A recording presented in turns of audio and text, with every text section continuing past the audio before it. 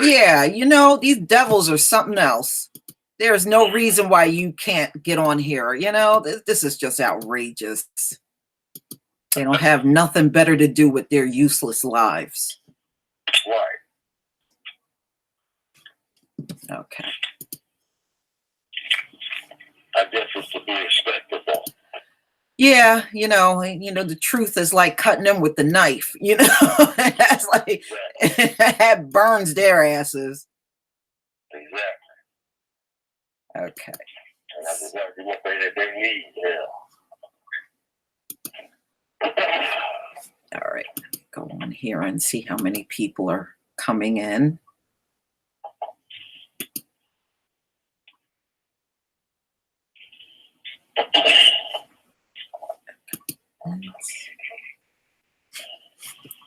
I'm good. All right. They're starting to come. Good.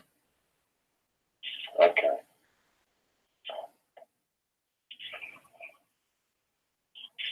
Hey, shalom, everybody. No, we ain't talking about no damn Thanksgiving, y'all. we ain't celebrating no useless ass holidays up in here.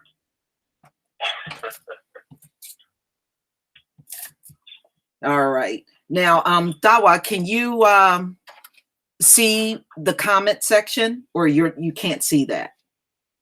Oh, I ain't even on that. Let me go to YouTube and go through and check it out. Okay. All right, y'all. We're going to get started in a few minutes. It just took a while for me to get a hold of our brother. You know YouTube and their little trickeries, right?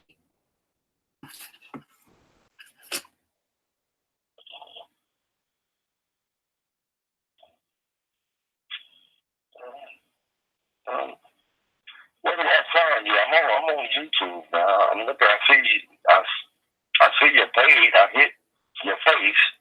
Okay. Oh, okay. Go back to the link that I sent you to subscribe to my channel. Okay. Because it's a secondary channel that I have. Secondary channel. Yeah. Okay.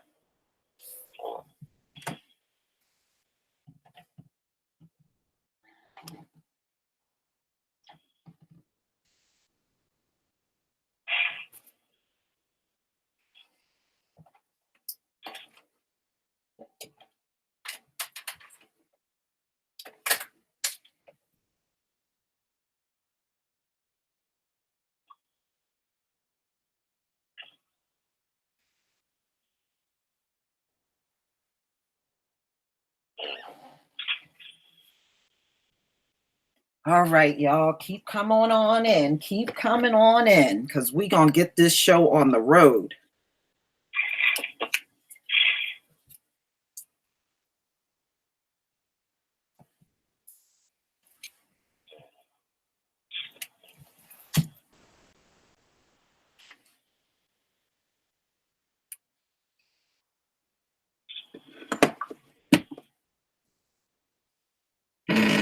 All right.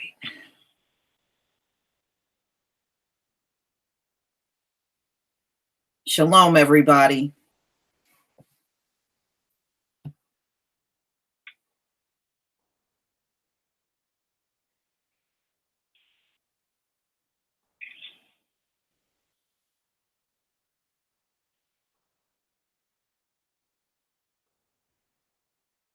All right. All right. So, the people are coming in. I'm sure we got 42 people. So it's more and more people coming. All right. Nobody's here. Well, we got to give people time to come. The guest is here.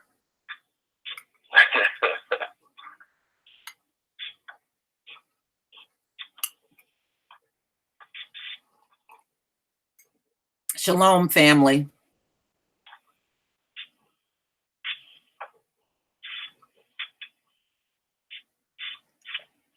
Don't forget to hit the like button.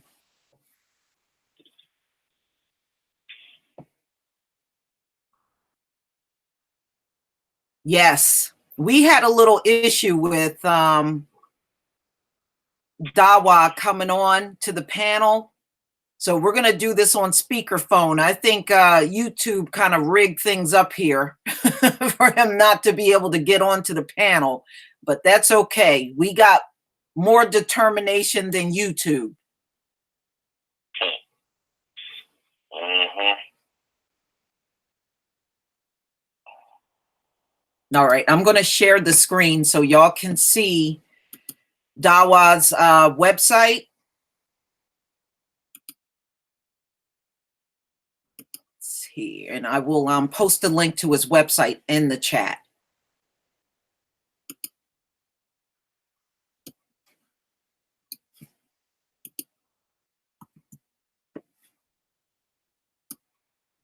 All right, y'all. All right, do you see his website? Do you see Dawah's website on the screen? Please give me a 1. If you can see my screen, period, please give me a 1. Give me a 1 if you can see my screen.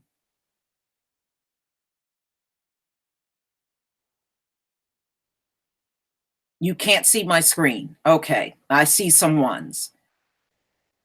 All right, August Dream, you may have to go out and come back in if you can't see my screen. All right, everybody said they can see my screen. Good, because I'm going to show you where you can purchase Dawah's book. He has a book out, and I'm going to let him talk to you about his book, and we're going to chop it up about a few things. Okay, good. All right, so the majority of them can see the screen. We got 56 people. Dawah, let's go ahead and get started. Just give us a brief synopsis about who you are as the man. All right, first of all, I do want to say thank the ancestral realm and all you all for allowing this to be. I am Dawah Yisrael. I former host of the show, if a lot of you all met me,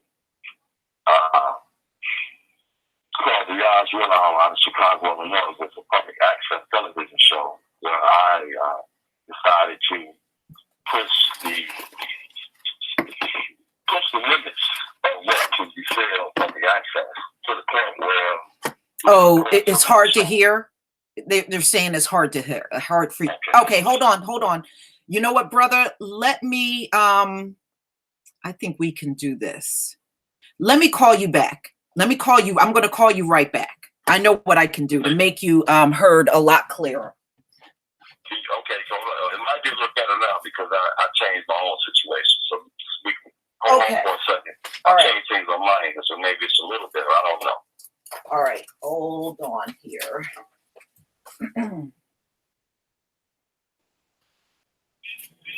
All right.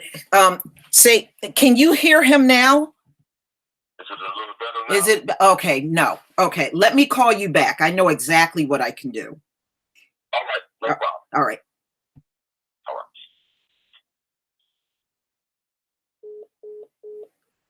Okay, y'all. We're gonna make this better.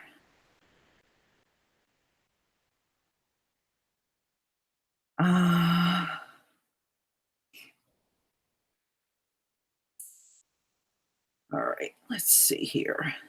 Get him back on the phone.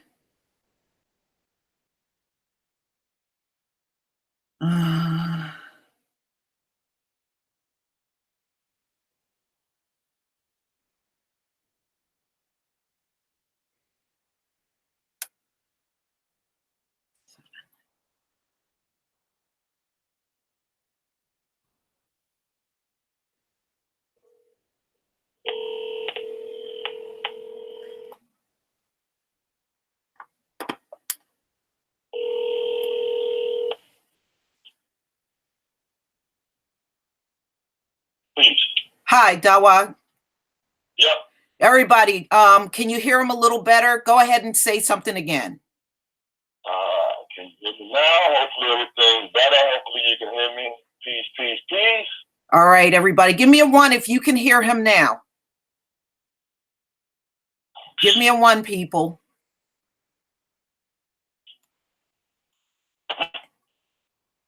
All right. Okay, they're giving me a 1. All right, go ahead and talk.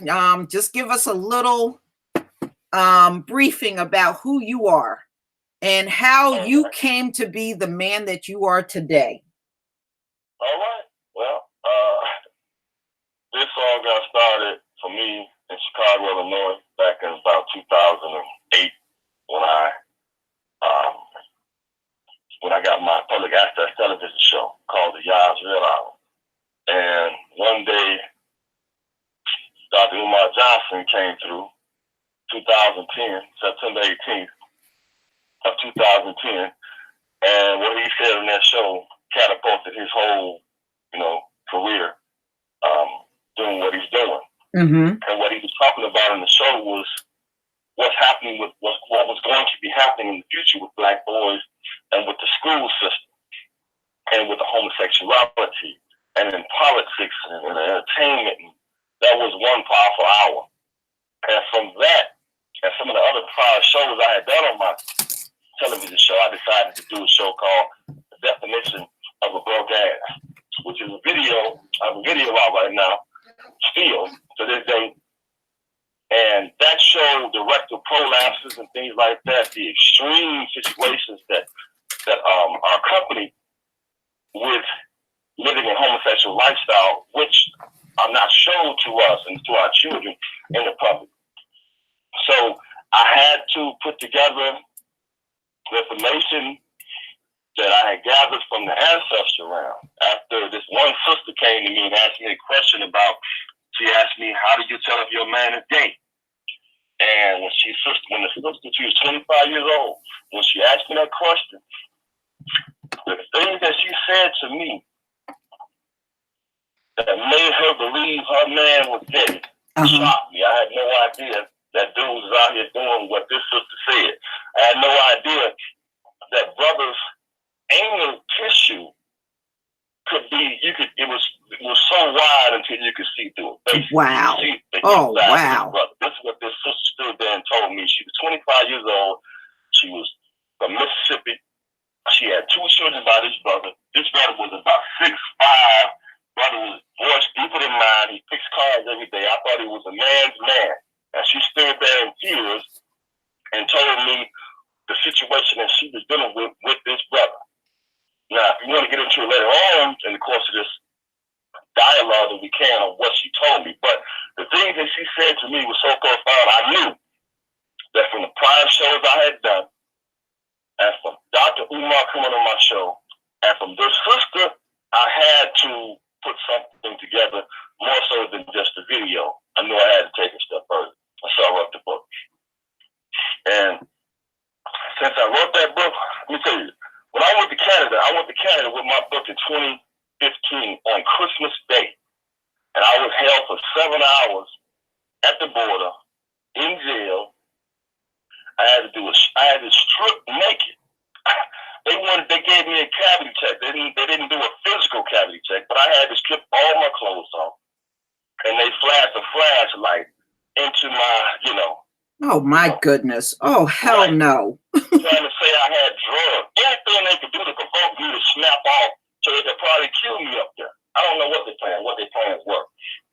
But only because of that book, I had about 50 books. I was scheduled to go do a lecture at an all-black restaurant that was just opening up in Canada, in Toronto. They got word of that. They shut it down. They took all my books, all my DVDs, all my CDs, everything I had, and listed me internationally as, they listed my book as hate speech on the international level. And my book has been taken off Amazon. The ebook, I have my ebook on Amazon. They took that off because the homosexuals complained. People. I have been protesting in the city that I'm from. I've gotten newspaper articles. They've been trying to put me in jail. The FBI came to my house. All because of what I wrote in that book. Wow. So, of course, I am an author. And I am also a musician. So I'm taking my music and I'm infusing what I speak in my music, on radios and TV shows and my talk shows, stuff like that. I'm putting that into the next phase. I'm gonna be writing another book as well. So, and infusing my music too. Isn't it amazing how us just using words is as a threat to the enemy? Yes, most definitely. It's amazing. That one little book shook Canada to the core, December 25th, 2015. And since then, in Canada, you can marry your animals now. Yes, I saw that. Yeah. See, the thing is, in my book is called The Definition of a Broke Ass.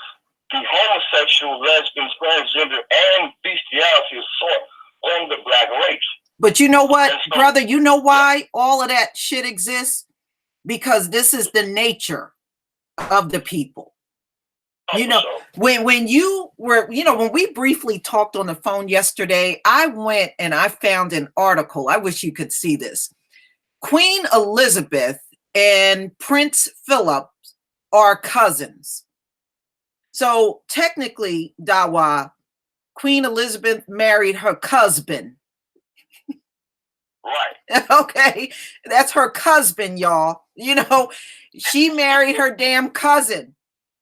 See, incest has always been encouraged among these people. They see it as nothing. Right. And they, oh yeah, cousin. That's right. It's her cousin. That's her cousin / husband. So I call it a cousin. That's not her husband. That's her cousin. Okay. But they encourage that shit, and they try to push all of their ill mental issues onto us. Right. Most definitely. Somebody laughing. Yeah, that's her cousin. I'm serious. That's what I call it. Y'all got a different name. Right.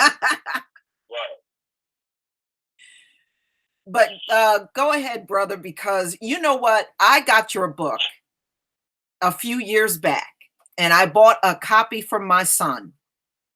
And you had things in that book that I almost fell over. I didn't even know existed.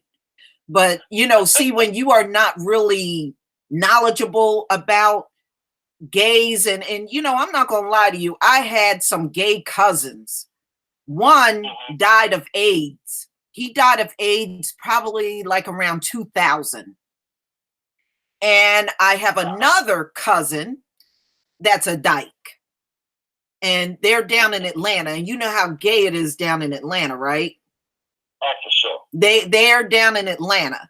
But because of their lifestyle, I kind of kept myself from being exposed around them a lot, because I didn't agree with what they were doing. And I know how my family is. If I would have fell out with them, then it would have been a big mess. Right. Y'all still laughing about the cousin thing? Come on. They're still laughing in the comment section about that. Yeah, that's what I call it. When you marry your cousin, Queen Elizabeth married her cousin. That's her cousin. That's what I call it. And when a man marries his sister, because I've seen some white men marry their sisters, that's his sister wife. Right. That's what I call them. But go ahead, brother. Go ahead. No, I just was hitting them over in reference to a few of the things that I'm getting ready to do in the upcoming future. I'm getting ready to try. I want to actually expand my music and get a band together. I'm a hell of a musician and guitar player. A lot of people don't know that. But I have been infusing, like I said, the things that I say into my music. You can find my music on Reverb Nation. I got a whole list of revolutionary type music with a Curtis Mayfield type of vibration. Okay, well, you give me the link after we're done. Just email me the link to your music, and I'm going to also post the link to your website onto this Hangout. Okay. I tell people, I think that people need to definitely get that book. People need to get the book because I think that they're going to try eventually to ban the book. If I was to get enough, the right people, get the book in the right people's hands, I'm pretty sure that they would try to ban the book. Yeah. Because, like I said, when I went to Canada, I never had no experience like that in my life. You know, sitting there for 7 hours, you don't know whether you're going to see your people again or not. Right. I mean, these folks have my phone, they're walking around. I'm in jail cell, sitting there looking. And they walking around with my phone in the hand, my phone ringing, people calling me. I can't answer the phone. They just taunting me. They tried their best to get me to snap out, to get out of character. You know, right. When you're behind enemy lines like that, see, you have to think, you have to allow the ancestors to run the talk to you and tell you how to get out of that situation. This is not a game. And that one ordeal is coming up on 3 years. It's coming so-called Christmas, 3 years since that happened. And that really took a toll on me as far as, you know, doing this at work. People that do this, I think sometimes, I don't know if we really know the depth, you know, of this work that we're doing. This COINTELPRO situation. Yeah. Them trying to stop the rise of the Black Messiah. But they're not going to stop it, brother. Right. They're not. It's inevitable. Our rise is inevitable. There is no stopping it. Right. Exactly. That's why I brought that up. I did a show back in the day called The Rise of the Black Messiah. Yeah, I watched that video like 3-4 times. That was excellent. You know, I had that monetized at one time. I had that. No, I'm sorry. Back in the time when they used to allow me to monetize my videos, I've had 3 YouTube channels that have been taken down.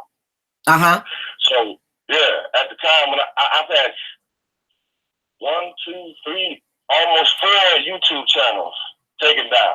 Every time I turn around, I do something, I put something up, or do this or say that, they're taking it down. But the COINTELPRO, The Rise of the Black Messiah, that particular show, I don't know how many hits it had on before they actually took my whole channel down. Right. But, you know, they took me down too, brother. You know that?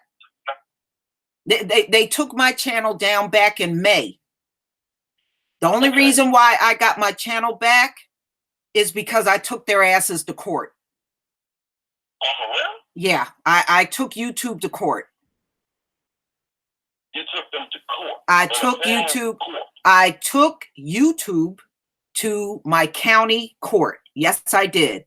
Wow. And they had to give me my channel back. But they did the same thing. They tried to slam me for hate speech. And I was like, you know what? That video ain't even about hate speech. But I know they were trying to use anything they could to get me off. So I got booted off. And I went up to the county courthouse, because you got to go to your county courthouse to file a small claim. And I went up to the county courthouse. I filed my small claims. It was $42 in my state. It varies from state to state. And 2 weeks after I filed my claim against YouTube, they gave me my channel back. Wow. That's deep. And the reason why they gave me my channel back, Dawah, is because in a court of law, they can't infringe upon your freedom of speech. See, they'll do that little hate speech stuff to you because they always assume we're not going to fight them back. I took it all the way into court, and they gave me my channel back. Damn. They had to give me everything back. They had to give me my subscribers back, put all my videos back, monetize me again. They had to give everything back.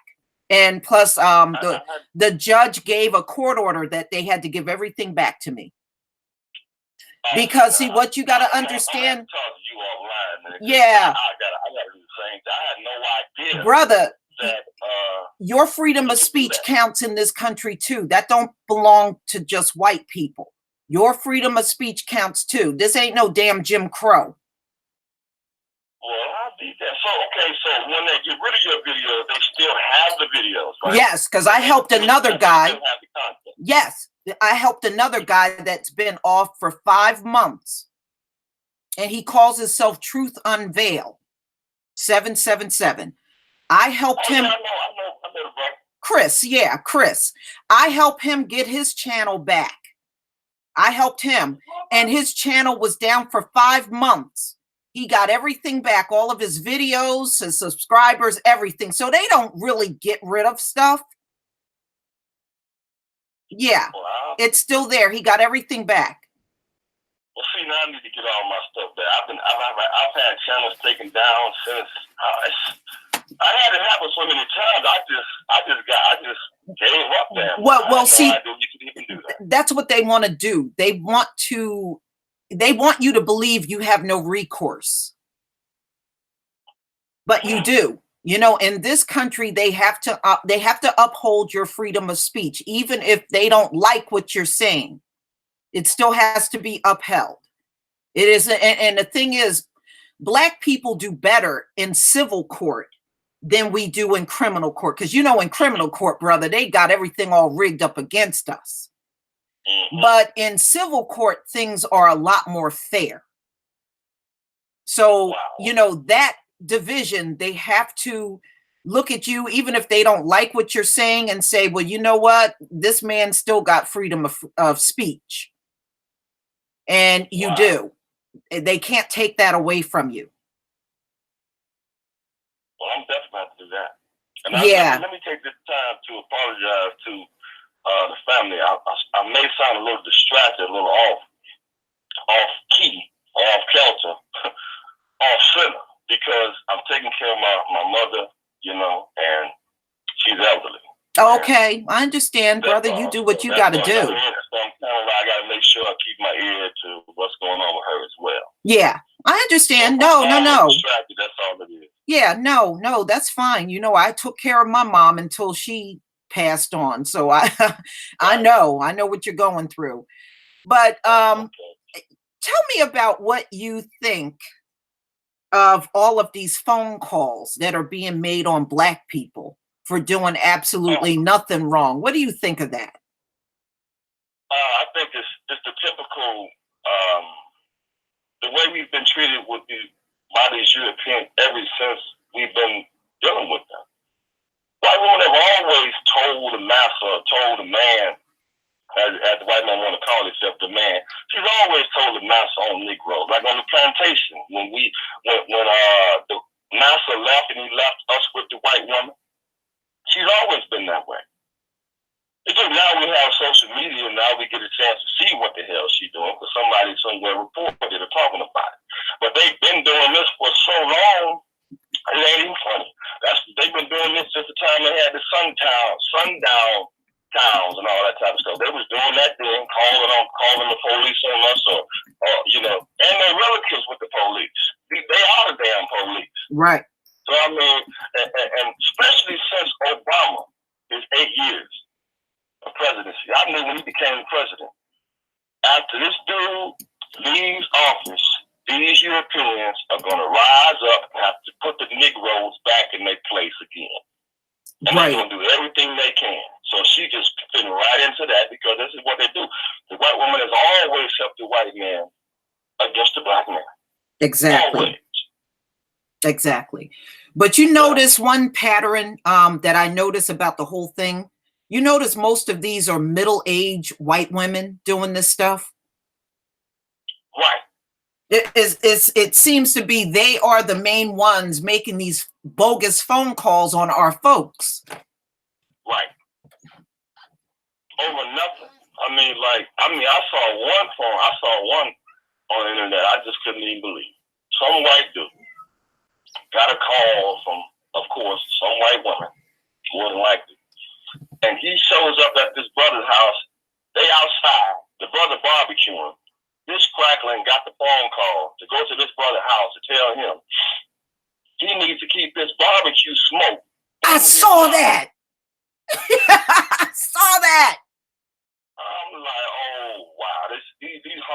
just going beyond crazy. But you know what, brother? That goes back to what I was saying about my channel.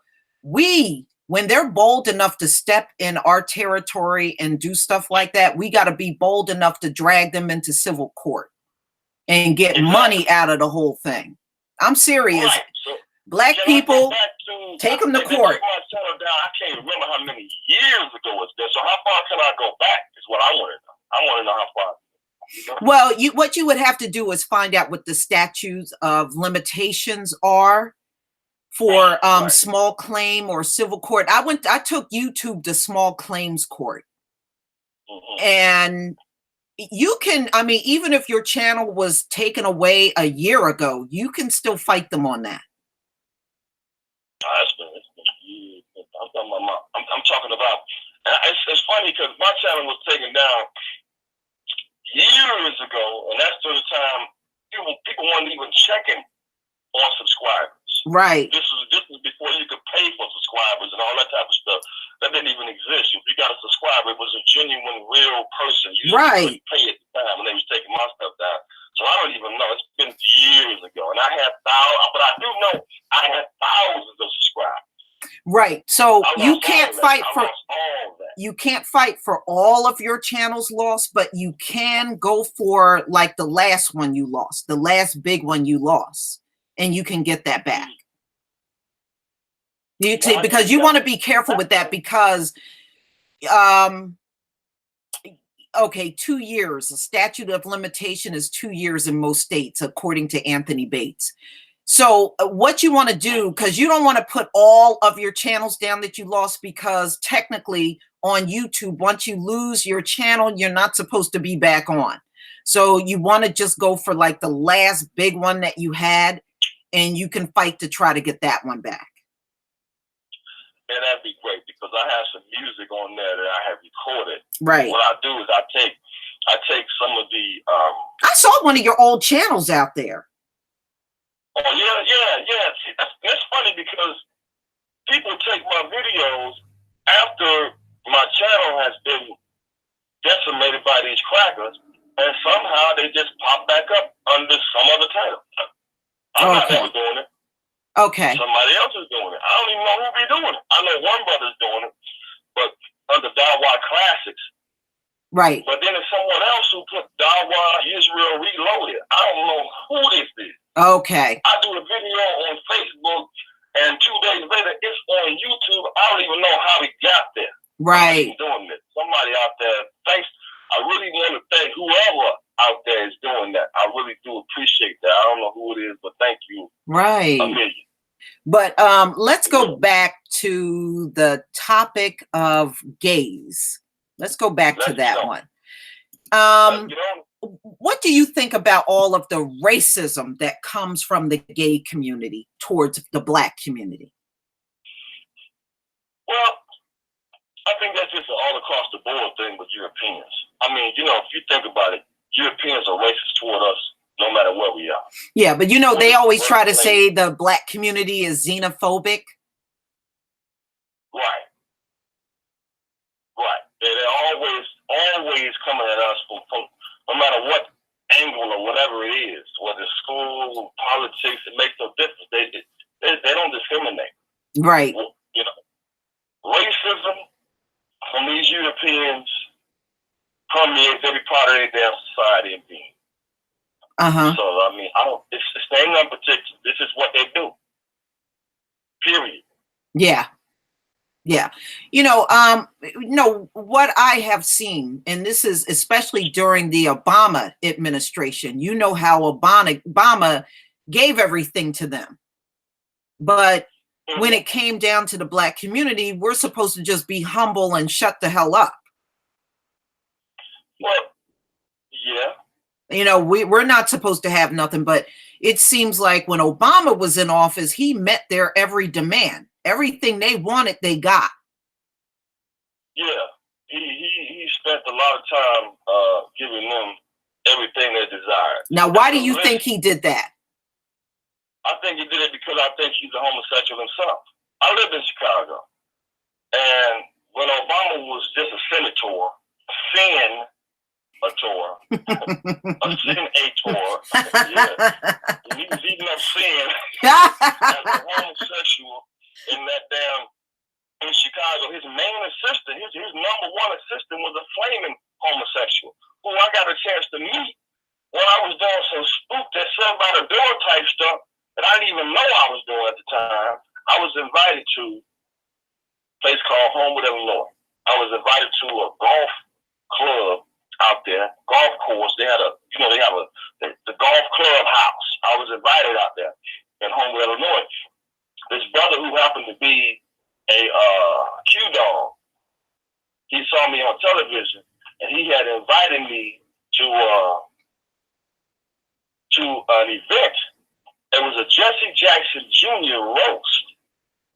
And this brother the brother that invited me to the event, he was in the hood in Inglewood.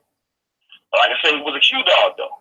But he was, I don't know if he was all the way fully initiated up into the higher ranks or the higher levels, or I'll say the lower levels. Ain't no high, none of that nonsense. No way. They got higher level, they say, but to me, he go lower. But he was, I don't know where he was in his position as far as Q-dog, but he was a doctor.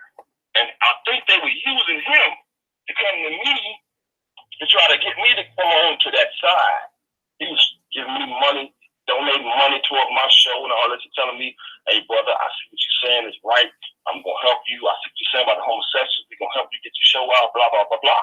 So anyway, I'm sitting here in Homewood, Illinois with all these bougie indigenous people, black folk, from all different, for sororities, fraternities, and all that. Cheryl Underwood was there.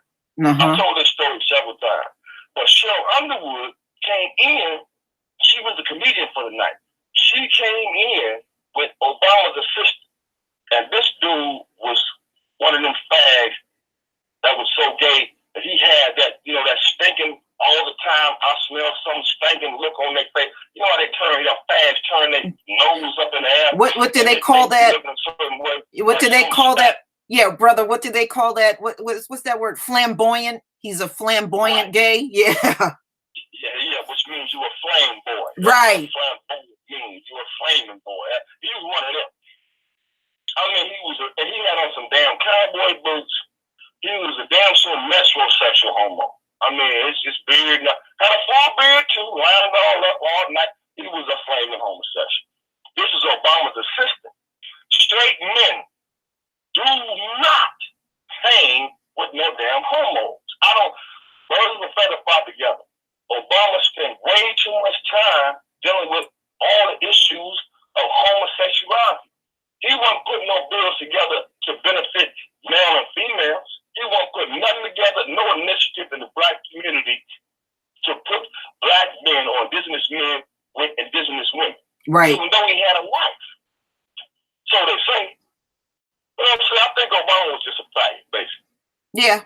Yeah. You want well known and documented.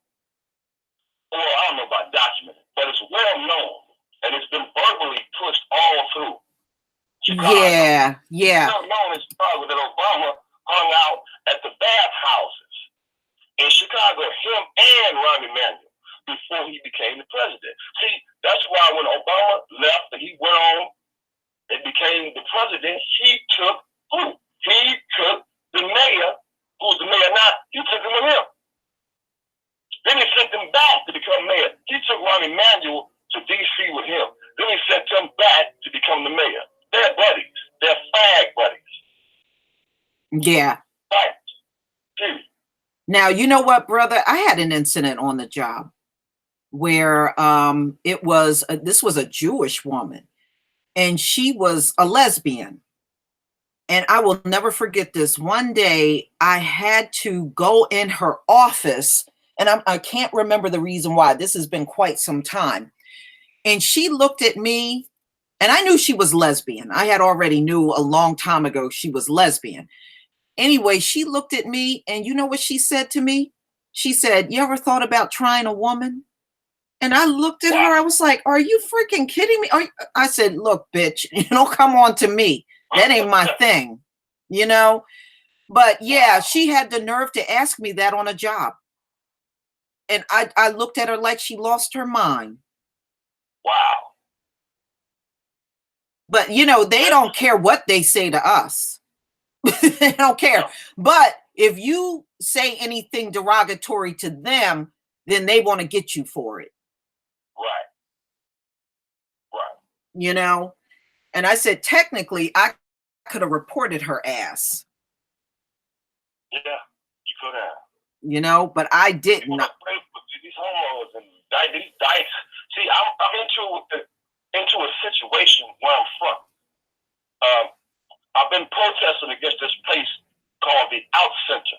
Now, I don't know if you all know or if you all have any out centers in your area, but an out center is a place where homosexual, like a homosexual and lesbian and transgender, and it's like a clubhouse for them, basically. They go, this is where they go, this is like their little headquarters in the city. So they go and, you know, like they're pushing, here is ran by a white dyke. And she's over the youth department. I live in an 85% indigenous city. 15% European mixed with a few Mexicans or whatever. And this woman is over the youth department of the so-called Out Center, which means she's basically here trying to pull the 85% black children. She wants all of the children possible that they can possibly get to come and interact with the Out Center. If you're not going to be gay 100%, they want you as an ally. Right. This is the position that these homosexuals want. You got to be down with it or doing it and down with it. Now, what do you think of Hillary and Obama going into Africa, pushing the gay agenda and threatening to cut money off from any African nation that refused to accept it? Well, as far as the homosexual thing in Africa had to be pushed by a so-called black man. I say so-called because Obama ain't black to me. No. They got a white mama, so that just knocks you out. If your mama ain't black, I can't in no wise call your ass black. I just can't do it. I wouldn't dare do it. So that situation, Obama going into Africa was exactly what the devil needed. Somebody that had a brown complexion, somebody that fit in between the darkest, extreme dark, and the extremist light. He fits right in between. That's why when he became the president, they were showing people in different parts of the world that was jumping up and down and shouting. And if you look, those people all were kind of like his complexion. Right. He had the complexion. You see what I'm saying? That was necessary for them to go into Africa because it's time. All this stuff is set up in a time. They know the time. We don't know. They know more about the time than we do. They know about their destructive time. They know they have a time they're supposed to be cut up. And so they had to get over there and do this fast because more white folks are dying and being born in over 25, over half of the states in the country. Yeah, I was going to talk to you about that too.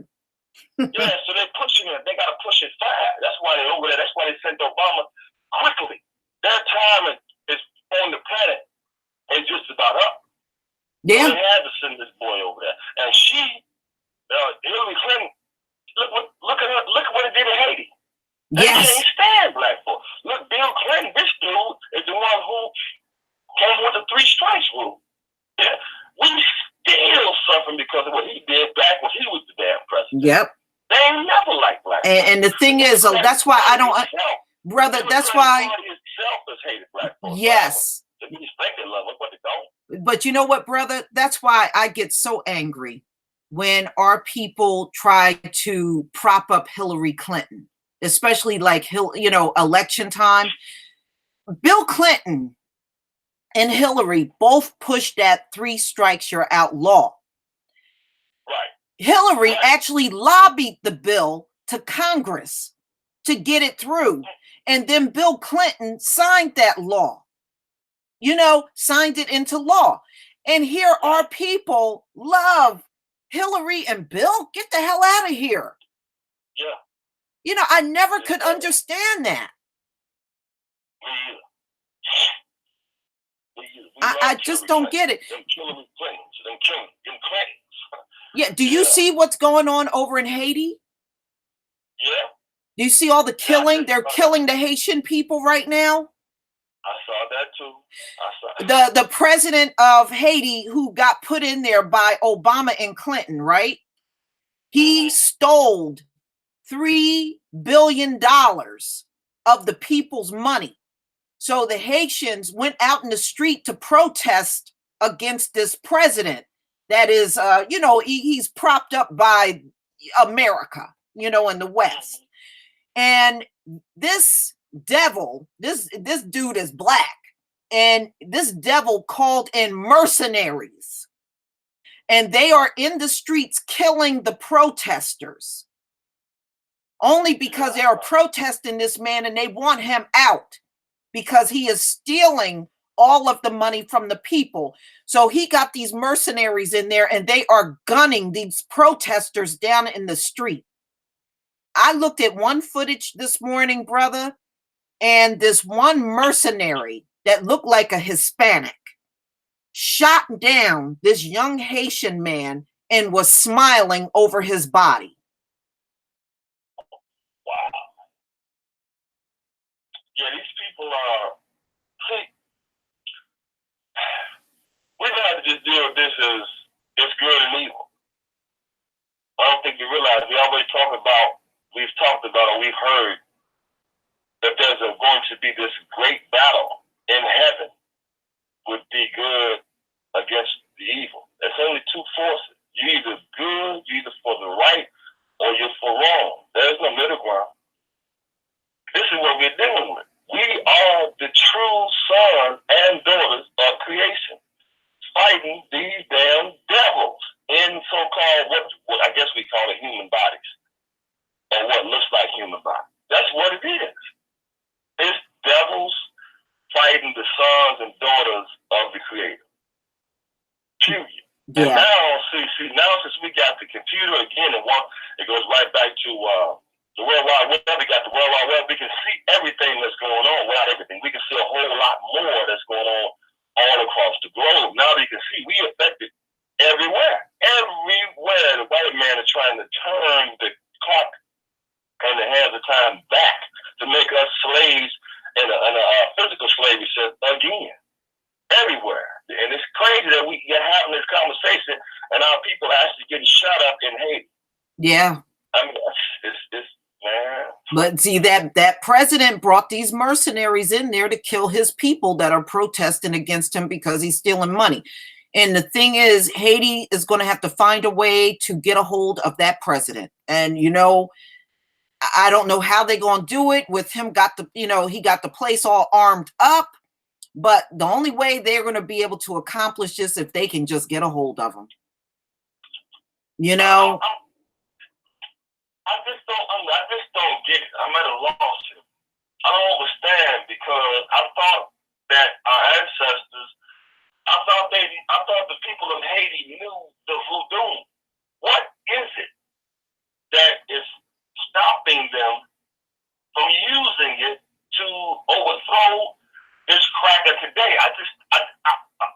I'm lost. I don't get it. I don't know, but right now they need the spirit of Desaline on them. That's what they need. Oh yeah, for sure. We already know what we're doing, what we're up against. How many different ways can we write this story? Ever since we've met these Euros, ever since they've been created, ever since they got to a point where they could try to conquer us, they've been in that position as conquerors. We've been in the position as slaves or captains of war for hundreds of years. Yeah. I mean, so we like caught like a deer in the headlights, like on Get Out.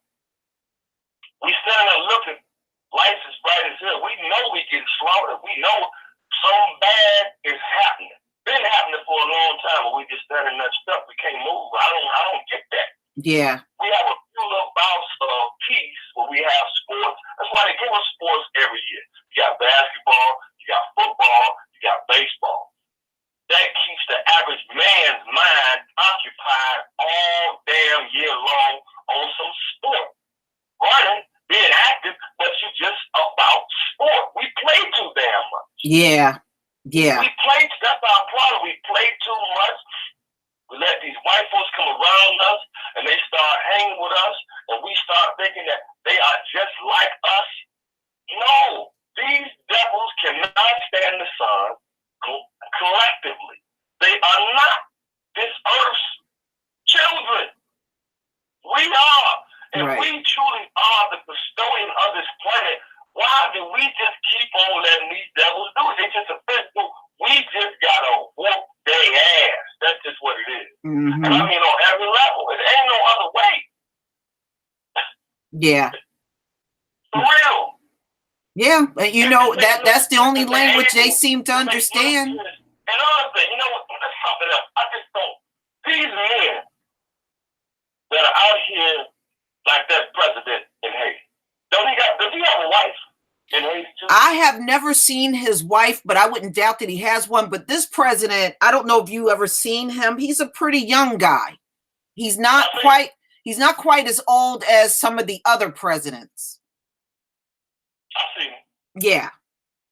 Well, I asked that question because, you know, man's been doing a lot of evil all over, you know, historically. And a lot of times these men have had wives. And a lot of times you can't tell me the level of evil that these men are doing that their wives don't know nothing about. Right. Their wives could end all that. Their wives could poison the bastard. These wives of these men that have been wreaking havoc all over the place, they could stop it. They could shut him down. If a bastard is choking on his damn food or you done done something to his ass and he don't know nothing about it and he's choking and he died, that's just it. Well, nobody knows. There's ways that this can change if the people involved, if these people's relatives just pull their damn relatives' coattail. That's who can get close to the people. It's the relatives. But see, the thing is, the relatives of these evil-ass men, they get trinkets from these damn devilish ass dudes, and they don't do anything to assist the rest of us who are hurt by their damn relatives. It's sad. We are assisting this devil in oppressing us, and that's what I'm seeing. Right. Because the relatives of these devils can stop their ass. And the thing is, they are deliberately trying to keep it out of the news. If it wasn't for us being online, we wouldn't even know that something was going on in Haiti. Right. True. And we wouldn't never heard of none of this if the wife or these women or these relatives of these people was handling them. We wouldn't have to worry. We wouldn't have to hear about none of this if the relative, like, okay, let me say it like this. Let's just take a black cop in the United States. Uh-huh. Black cops out here disrespecting our people. All them black cops, most of these black cops got a wife or some female and relatives. Why don't we check them? Why don't we check our own damn people? We don't do that. Right. The women of these cops, these black cops who misuse and abuse us, help these white folks beat us, kill us, whatever, hang us, strangle us. The relatives of the families don't even want you to say nothing to their damn cop relative. Right. And you know what? And that's why, and brother, that's why we got so many damn coons among us, because we have never dealt properly with our enemies, even the ones among us. And this is why the coon feels there should be no coon among us that feel confident in what they're doing. They should be definitely afraid of other black people if they cross that line. But we have not put that fear in them. You know why? Because we as a people collectively have lost our righteousness. We've lost our connection with nature or with nature. Yeah. And we have this attitude that, you know, they're my people. You know, even if my people is wrong, I'm gonna ride or people know the hell you don't supposed to do that. Right. I'm not riding with you if you're wrong. Now, why would I help my relative to jump on some other black folk and this fool out here starting madness in the community? Why am I going to help him? That's the thing. We have got to realize what Malcolm was telling us when he was talking about revolution and how you really want to talk about that. Really, you don't, because we're not really ready for that. And we can see that we're not. Because too many of us are willing to help the Europeans. Right. Too many. They can shoot our sons, and we can get right on TV and turn around within 24 hours and already forgave the incident. Yeah. But then you want, I just, sometimes I shake my damn head. But you know what, brother, you're on to something. You know, we got too many people in the community, no matter what happens to them, they're willing to jump up and start all that I forgive you crap. Right. And it's almost like we don't learn anything. We don't learn that, number one, when anything happens to these white folks, they don't jump all over no TV talking about I forgive. Right. And to make it even worse, they don't be asking you for no damn forgiveness. Right. They ain't even looking for it. Even the thought of coming to you to even seek forgiveness. They're not doing none of that mess. Right. But our people are jumping up with that Christian church doctrine of forgiving, which they got all wrong, but they still stick with that crap. Right. And you saw what happened in New York with that little boy got accused of brushing up against that white woman. What did his mother make him do? Because in the beginning he said, no, I don't forgive her. But then the next time they made a TV appearance, he sat there and said, oh, I forgive her, because he was pressured into doing that. Right.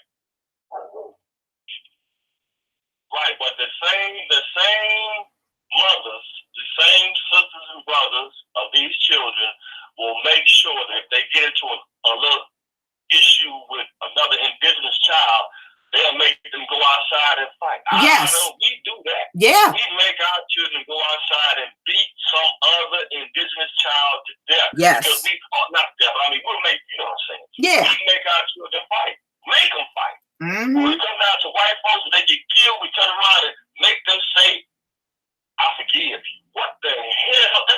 This is why we getting our asses whooped. Yeah. I agree. We've been misusing our children for so long, it ain't even funny.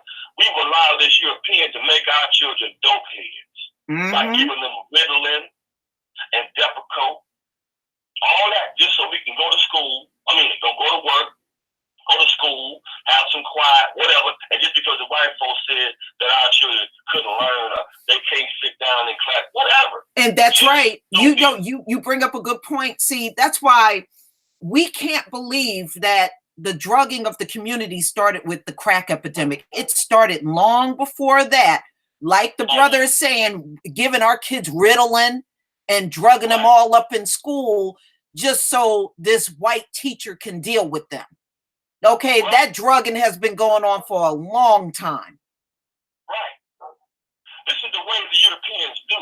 See, look at their nursing homes. They're old people. They drug up the old people. Yeah. White folks drug up everybody. Even when you're an infant, they got drugs for infants.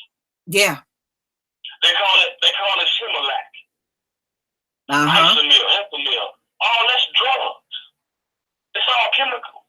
We just a bunch of damn dope heads. That's why we so out of whack. Because we've been getting substances from the Europeans that ain't got nothing to do with nothing that came from nature. Nothing that comes from the ground. We start our children all giving them Similac, Enfamil, because brother, they made women feel like it was unnatural to nurse our own kids from our breasts.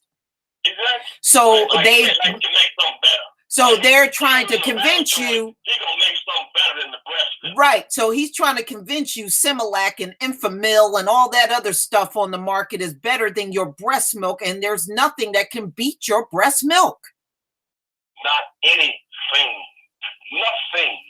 Cuts down the cost of having to buy all that high expensive milk. You don't need to buy no milk, period. That demands, we've gotten away from who we are.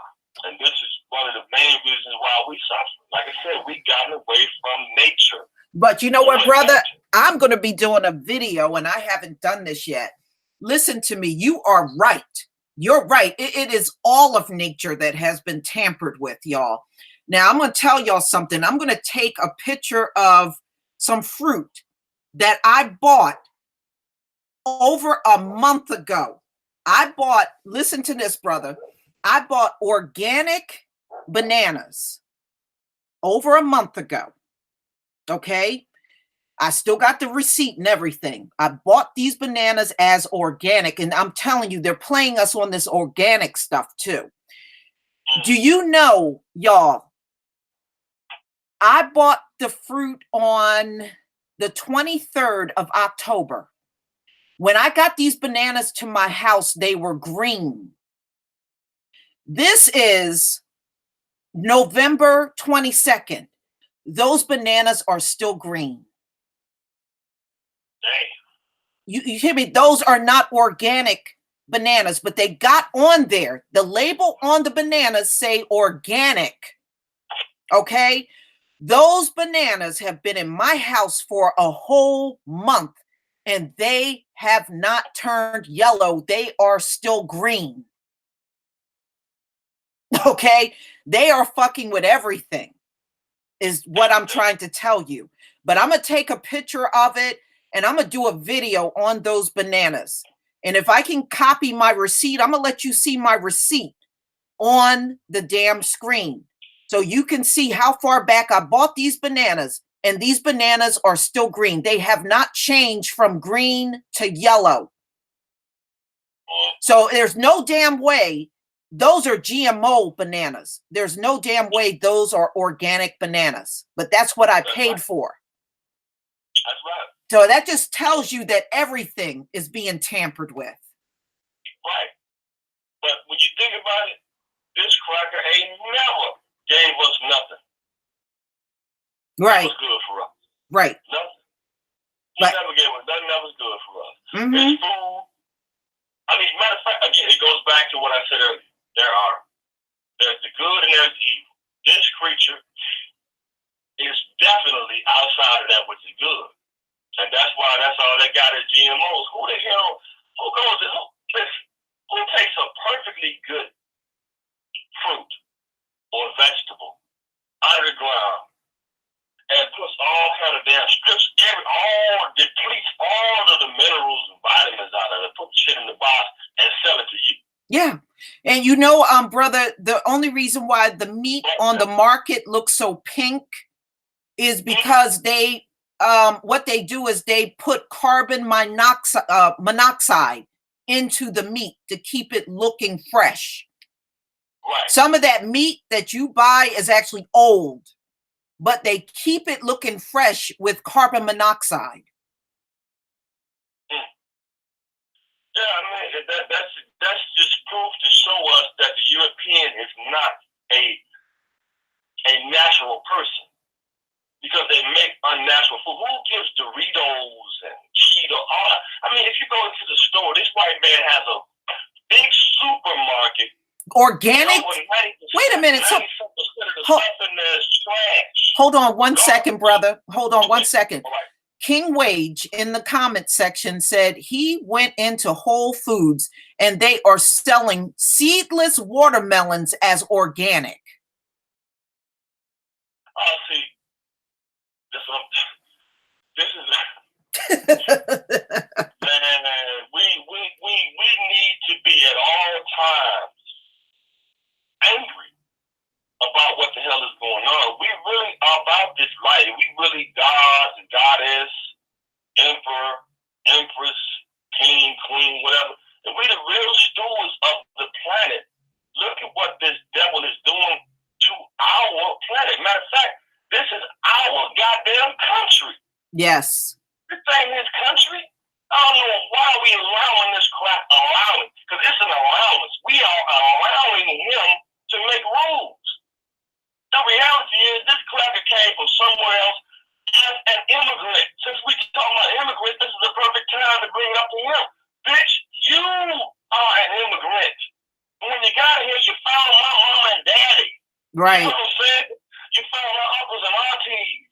And you turn around and kill so many of them all and send some of these other ones somewhere else.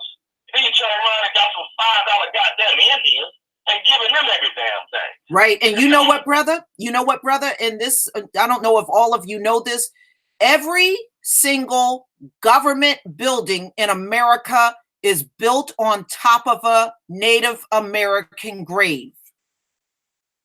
Oh, that's why it did that thing. Every single U.S. government building in this country, every single one is built on a mass Native American grave.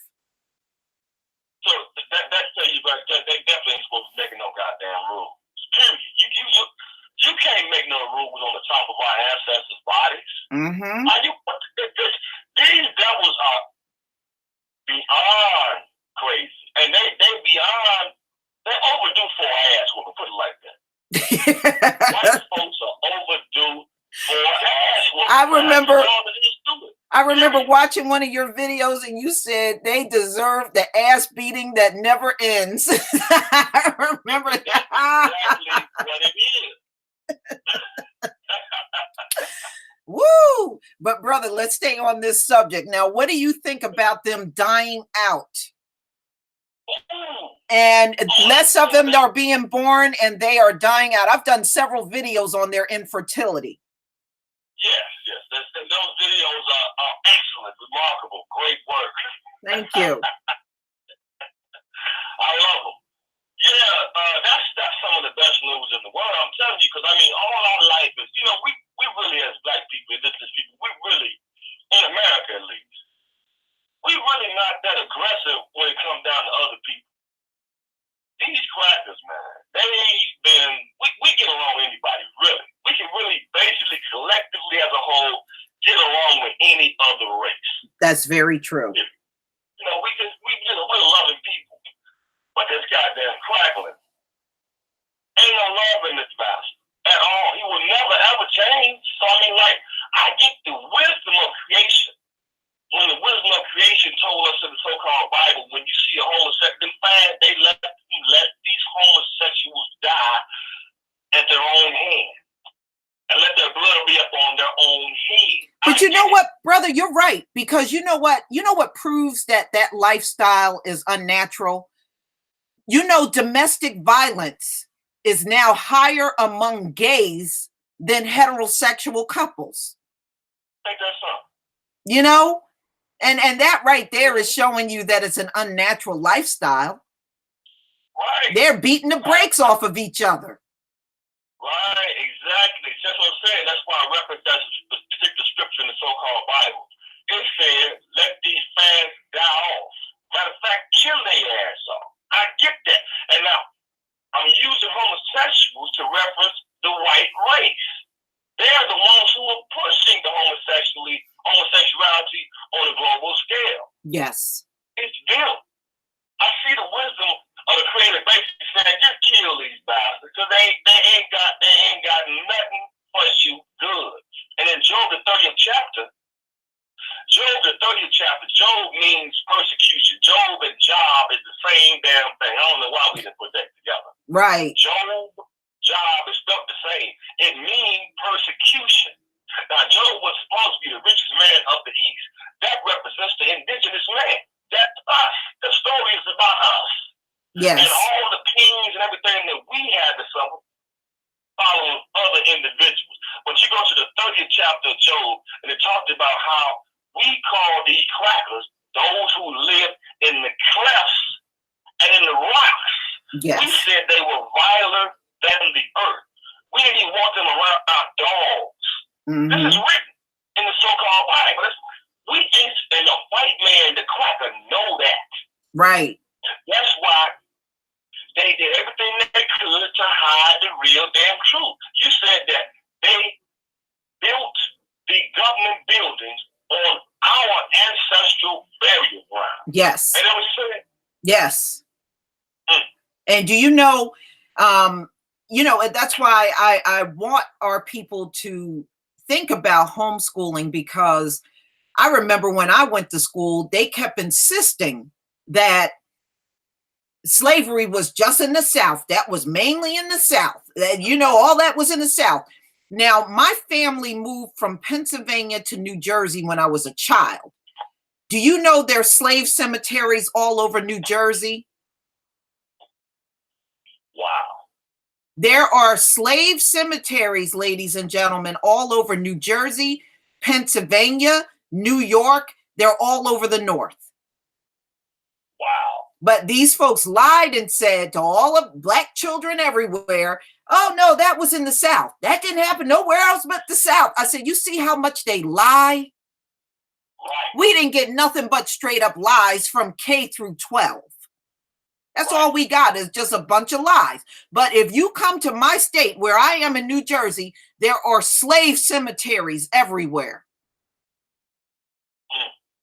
And they said more than 50% of the population in New York had a slave in their house. Well, I'll be damned. But they don't teach you that. But of course, like I said, if you don't try to learn these things on your own, you will never learn it. Right. Yeah, we don't have no reason to be being buddy with no European at all. Period. Period. And again, this whole United States of America, so-called, is ours. Right. It don't belong to these black men. When they came here, we was in the South. Plenty of us was down south, living down there. We had already cultivated the land. This land, they knew nothing about this land. We had to teach their ass about the land. Exactly. It ain't there. Brother, do you know they knew who the slaves were and what their skills were before they were captured? I was reading information when they went into Africa, they were asking for specific slaves. Now, just like the sugarcane field, those same slaves that they captured worked in the cane fields in Africa. The ones that were doing farming down in the South, those were people, our ancestors that were doing farming over in Africa. They asked for specific slaves. They didn't ask for any any black man that they could just capture. They wanted the ones that had skills. And I was just learning this not that long ago, that all of these slaves, they knew exactly what their skills were before they got them here. In fact, they had made the request for slaves with certain skills, or if they wanted clothes to be made, they wanted the black women in Africa that were seamstress, that knew how to sew and make clothes for their families. That makes sense. Yeah. So when they try to act like we came with no skills, they're lying. They knew what kind of skills we had before our people went into bondage. They knew. They were asking for these slaves, specific slaves with certain skills. Yeah. Like I said, it makes perfect sense. They do the same thing now. Huggers ain't never stopped doing what they've been doing, because you can't do nothing but what you know, and that's all they know, because this is the programming of crackers. Crackers are uploaded to be evil. That's it. They have a few little bouts where they may do some righteous things, some good things, but overall, as a whole, they're wicked, because white folks could stop white supremacy themselves. Right. If they just stop. This is that simple. Just stop lying so goddamn much and tell the truth.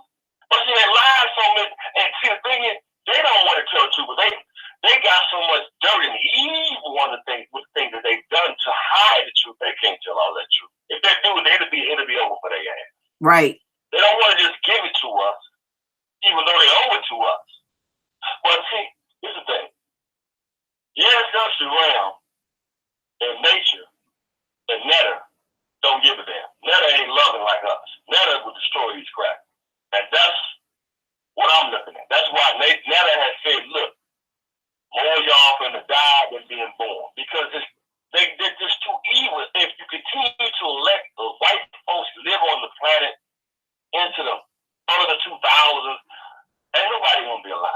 Yeah. And what do you think about all the natural disasters that they're facing? You know, you had just a few months ago, you had Hurricane Michael that wiped out Mexico Beach, Florida, and Panama City, Florida. And now you have the wildfires that took out the whole town of Paradise. And they said that was one of those sundown towns where Black people were not allowed to be in that town. Or if Black people would try to move to Paradise, they would burn down their home just to get rid of them. Oh, that's what they did, huh? Yeah. And so now it's happening to them, huh? Yep. Their whole town is gone. Well, that right there, to me, that's the only reason why I would say righteousness is something that we should even consider. If you can't see the punishment for people that do evil in this life, what's the purpose of trying to live right?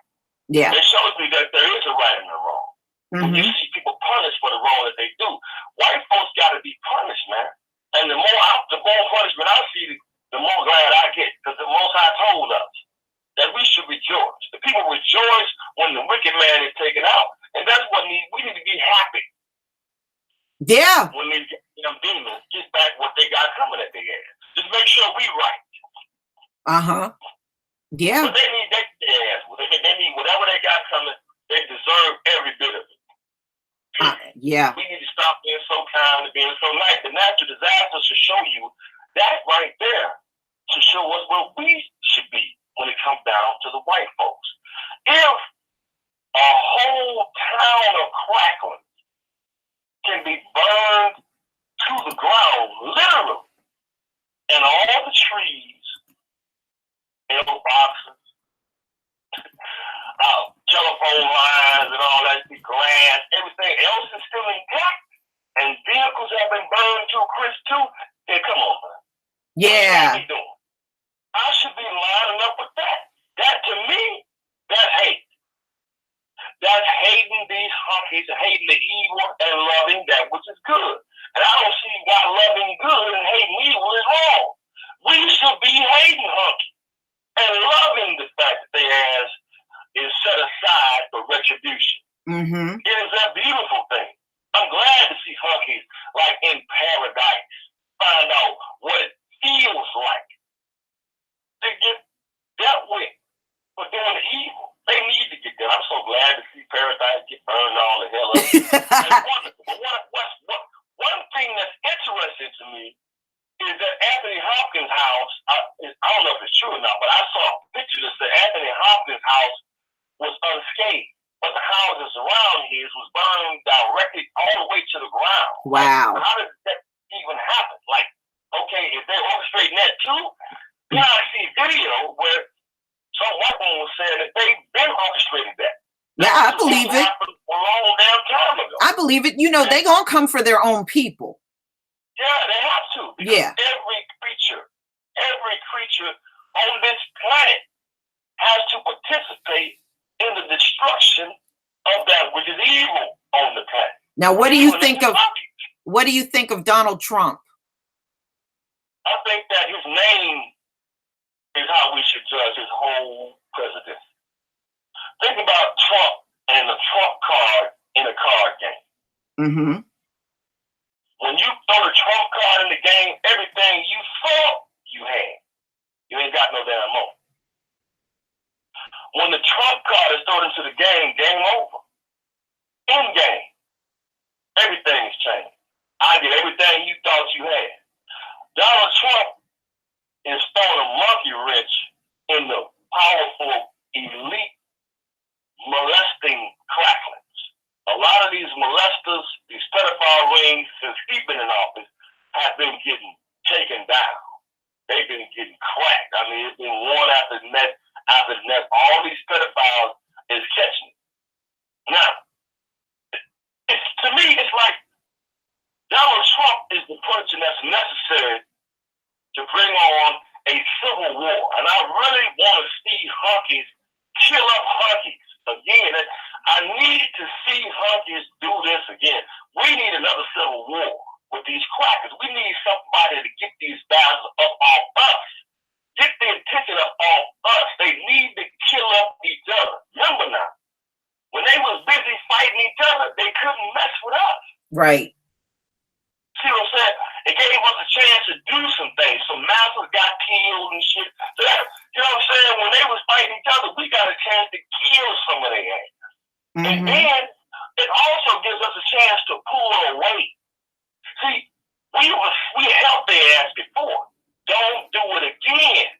When they fight this next civil war, step your ass back. That's what I'm saying, brother. That's what I'm saying. Damn. That's what I'm saying. Take your ass down. Take off your uniform.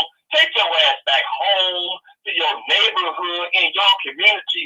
If they do kick off martial law, black police officer, if you can get away, get your ass to the young black youth and help them, because you know how to fight this bastard. You've been there with him. Damn. Right. It's real simple. Wow. That is so true. That is true. But, you know. I mean, Donald Trump, he got these crackers mad. Yes, he does. When you see crackers so angry about what this president has not done, it makes me feel great, because they were so eager to get him in there. And then, check it out. He said himself, before he became the president, before he ran for president, that if he ever ran, he would run as a Republican, because they're the dumbest out of all. And he ran and still won. Come on, man. Yeah. He ran on the Republican ticket and won. Yep.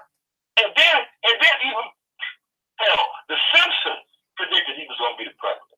Yes. On the Simpsons cartoon, Donald Trump was the president. I saw that. Yeah. Man, all this shit was set up. But it's a Trump card. And then to me, he kind of gives us, like I said, he throw a little interference in for us. I don't trust him, because you better not. I don't trust no European, period, at all. And if you really want to break it down, Donald Trump, his daddy and his daddy's daddy got their money from us anyway. Right. Trump owe us. Right. Trump owe us. He ain't nobody without us. He wouldn't have been heard of if it wasn't for his daddy and his daddy's daddy stealing from us. He would be a nobody. We made Donald Trump. Mm-hmm. Now, see, that's what he needs to hear. He needs to hear that shit. Yeah. We made his ass. Brother. His white daddy. Because what would his white daddy and granddaddy had done if it wasn't no black immigrants or black Negroes over here? Right. And they got the nerve to tell us in 2020 they want us to tell them who we really are. In 2020, the 2020 census out here, they're gonna make us say where we actually come from. Because black or African American, Negro, nigga, none of that would be good anymore. Right. I mean, you got the nerve to want me to tell you who I am after you done hit every damn thing, all the information. You want me to tell you where I actually come from now. And what happens if I don't? I don't know that. What you gonna do? You trying to threaten me, bitch? Really? On my land? Hey, stop. We need to be telling this Donald Trump and all these politicians, this our shit. Yeah. This ain't y'all shit. Y'all got rich off us. There's a commercial about cotton. And in the lyrics of this commercial, it says, to touch the feel of cotton, the fabric of our lives. I remember that. That's a serious goddamn commercial. Mm-hmm. The fabric of their lives came from us. These bastards are basically telling us they got rich off what we've done. Right, and that cotton came from what the hell we done. That cotton that they grew here in this land came from the continent. When they came over in this land, yeah, it came from the continent. See, when they brought those ships over, they brought seeds over here. They didn't have things like string beans and greens and cabbage and all the stuff that we see on the market. They brought all that stuff from Africa. They didn't have all that stuff in this land. Thank you, real black women. Thank you so much. Yeah, all of that, all those seeds, when they brought the slaves in, they also brought all of the seeds so that slaves could grow all of that stuff down in the South and all over where they were slaves.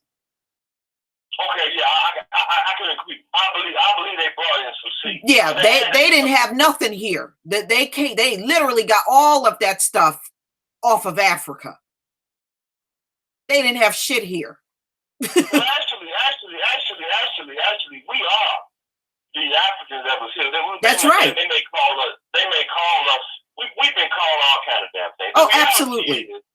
Wherever these honkies go and dig up earth, if there's any resources there, basically it got something to do with it. They find us there where they go. Absolutely. Basically, if they ain't cold, if they ain't really cold all the goddamn time, if they ain't heat anywhere, basically they find us in the ground. We're everywhere. Absolutely. You know what I'm saying? This was a black planet. This was a black planet. Some of us that were already here.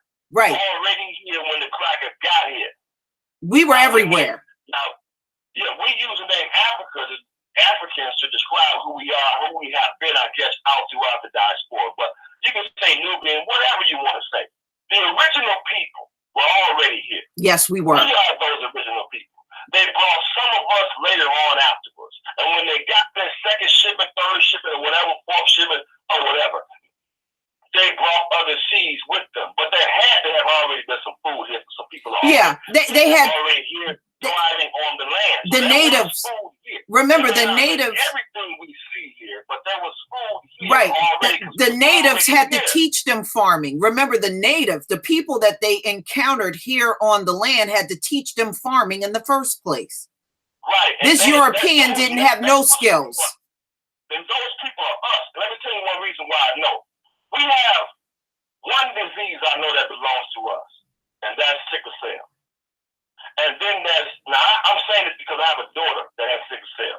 But when my daughter got sick years ago, they diagnosed her with, they found sickle cell in her body, of course, but then they also found something else, which was beta thalassemia. And they said that the beta thalassemia that was in her came from the Native American. And her mother is high, got them very high cheekbones, very high cheekbones. She has that, I don't know what Indian it is within her, or Native original Indian tribe she is from, but that's within her. It's not in me. I never knew beta thalassemia existed, but we get certain issues within our body that they don't get. They can identify us and tell us who we are. That's what I'm saying. Yeah. We are the so-called original people of this land, or the so-called Native American. That's really us. I agree. But we also are those who came from the so-called motherland. There were several shipments. Some of us came here because they wanted to come in. They were already here when the white man came. We have been here on the earth. See, brother, we have been here on the earth for so long. We had already circumnavigated the entire planet. Bingo. That's all I'm saying, basically. Right. Exactly. So it's still us. That's what I'm saying. This land still belongs to us. It don't belong to them. It's ours. Right. That's all I'm saying. Right. It's our land. We're supposed to be controlling and running this. And I'm telling you something about the food. You know, I'm a farmer. Just got into it this year. I can say I'm a gardener. But I know from being a gardener, I can be a farmer. The gardener and the farmer ain't much different than just the land side, land man, and the machine. That's really, or the manpower, or the woman power, whatever, to cultivate the land. But I ordered a bunch of seeds from these cracklings, like watermelons, squash, jalapeno peppers, tomatoes, stuff like that. Yeah. None of it grew. Everything well, brother, next time you want to do your garden, reach out to me. Hold on. Everything I ordered some more stuff that grew. I have a video on it too, but I had some stuff I ordered from a brother out of Texas. Right. Who has a website called Indigenous Seed, Indigenous Seed Initiative.org. Indigenous Seed Initiative. Everything I bought from that brother, it grew. This brother has seeds from Africa. I've got African cucumbers that turn red. I've never seen a cucumber damn that big as a papaya. This is what I had. I had okra from the motherland.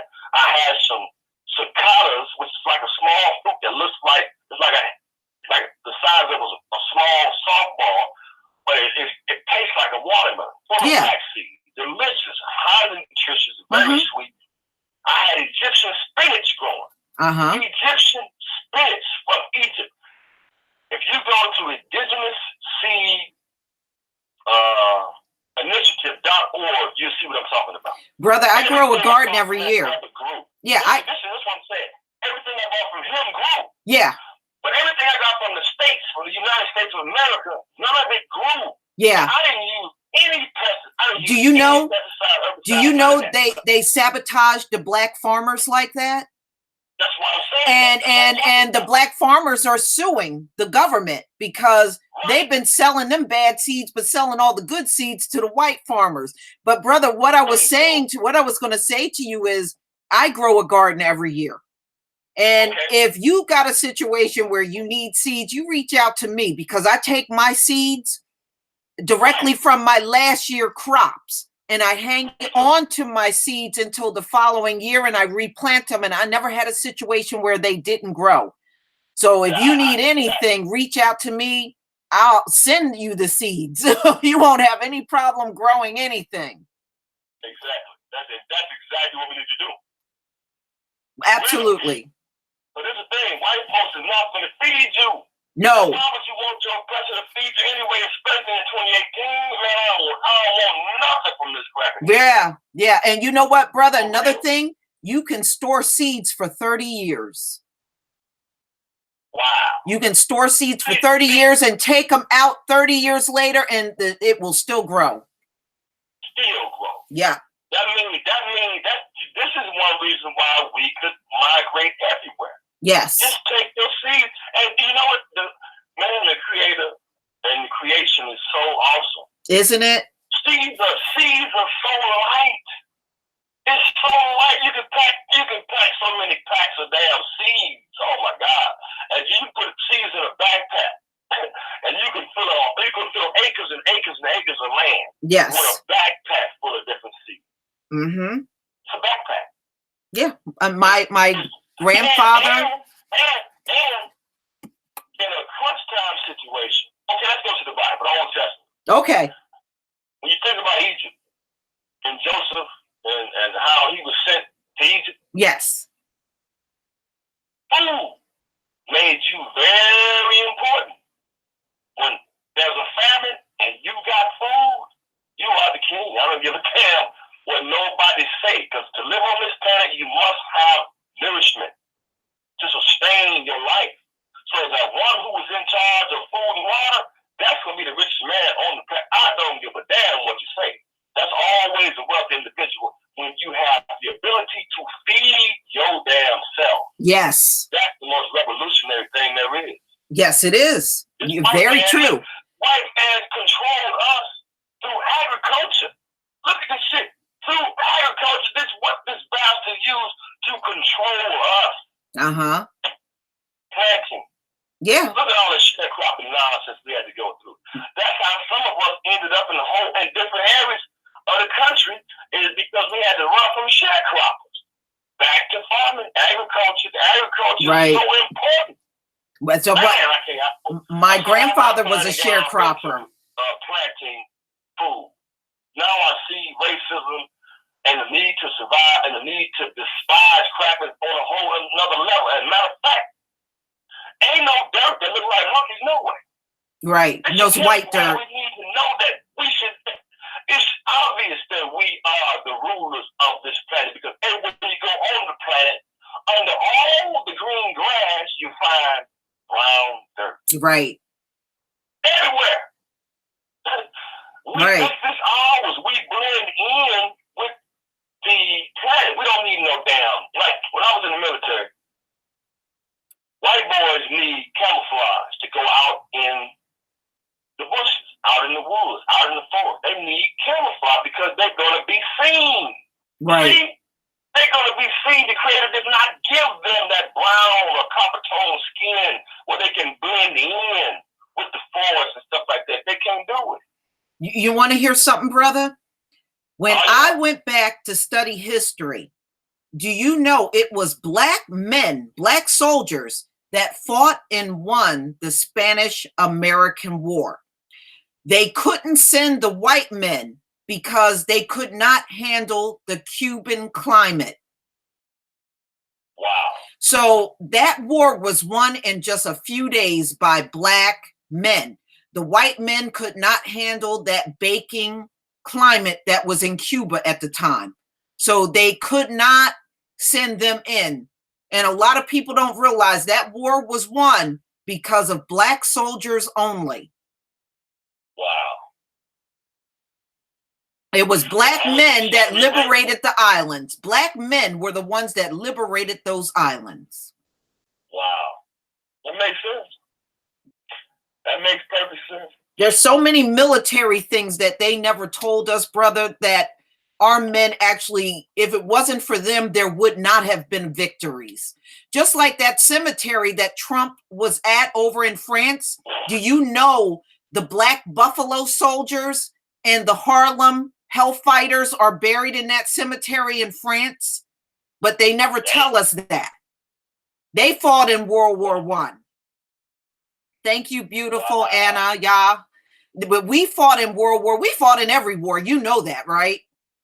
Yeah, but we're in that cemetery. They never fought no war without us. They ain't going to No. war without no black men. World War I, they had black regiments that fought. Those men, and there's hundreds of them, are dead in that cemetery that Trump had visited. But they never tell you that. You would think in your mind, okay, that's France. That's probably all white soldiers. No, there's a lot of our men laying up in those cemeteries across France and Germany and all over the place over there for fighting in World War I and II. Right. Yeah, there's a lot of black men in those graves. You would be shocked. You know? That's how they do it. They've never won no war. They don't even go to war without us. No, they can't. They ain't fighting no damn war without no Negro. They can't. They know they gotta have us. When I was in the military, I found out quickly that I found out quickly what the black soldiers' place gonna be in the military. And that's infantry.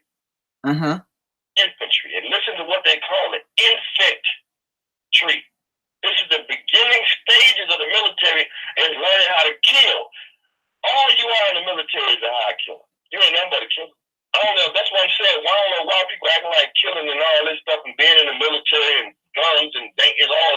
Man, we shouldn't be worried. We shouldn't be considered. We shouldn't be thinking about all that kind of stuff. We should be loving everybody and all that.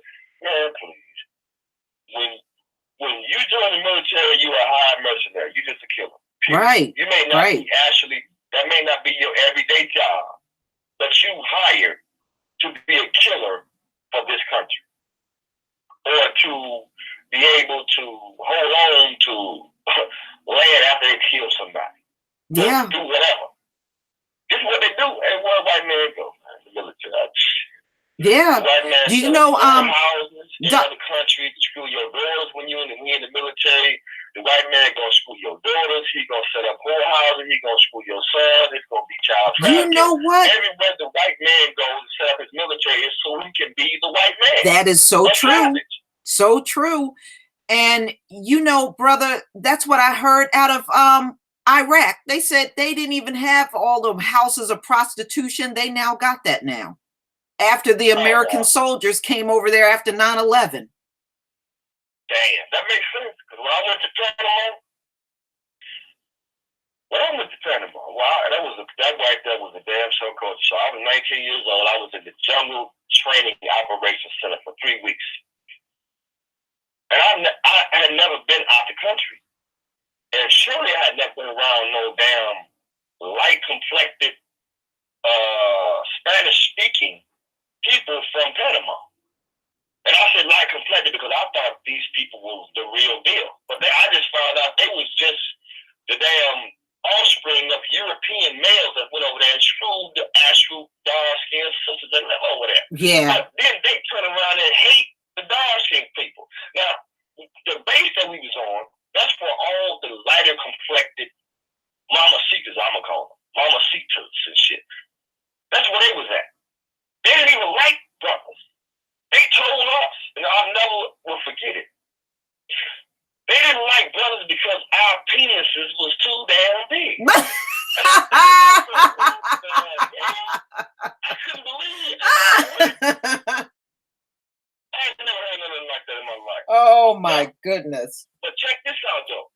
We had to drive maybe 2 or 3 hours to Panama to go to where the whorehouse was. But check it. It was where the dog-complected Panamanians were. I'm like, wait a minute. I didn't even know these people was here. Right. In the hood. In the hood.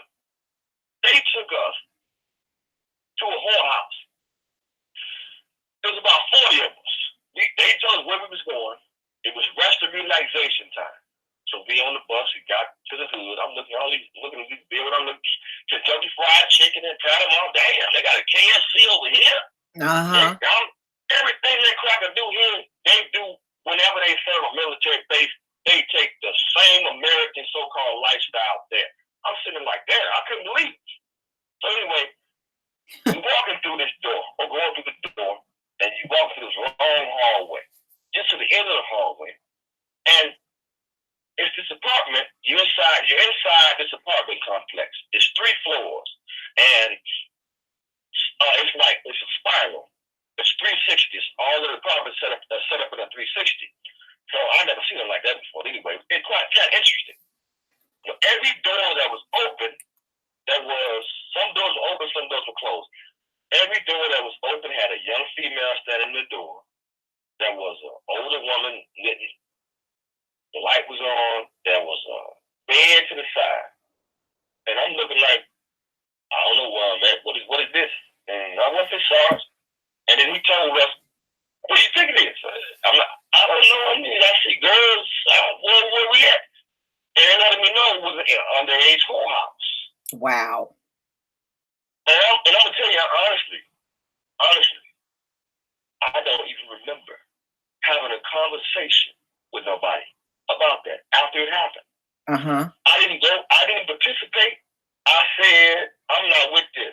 I turned around and do you know, I don't remember nothing about that event after that.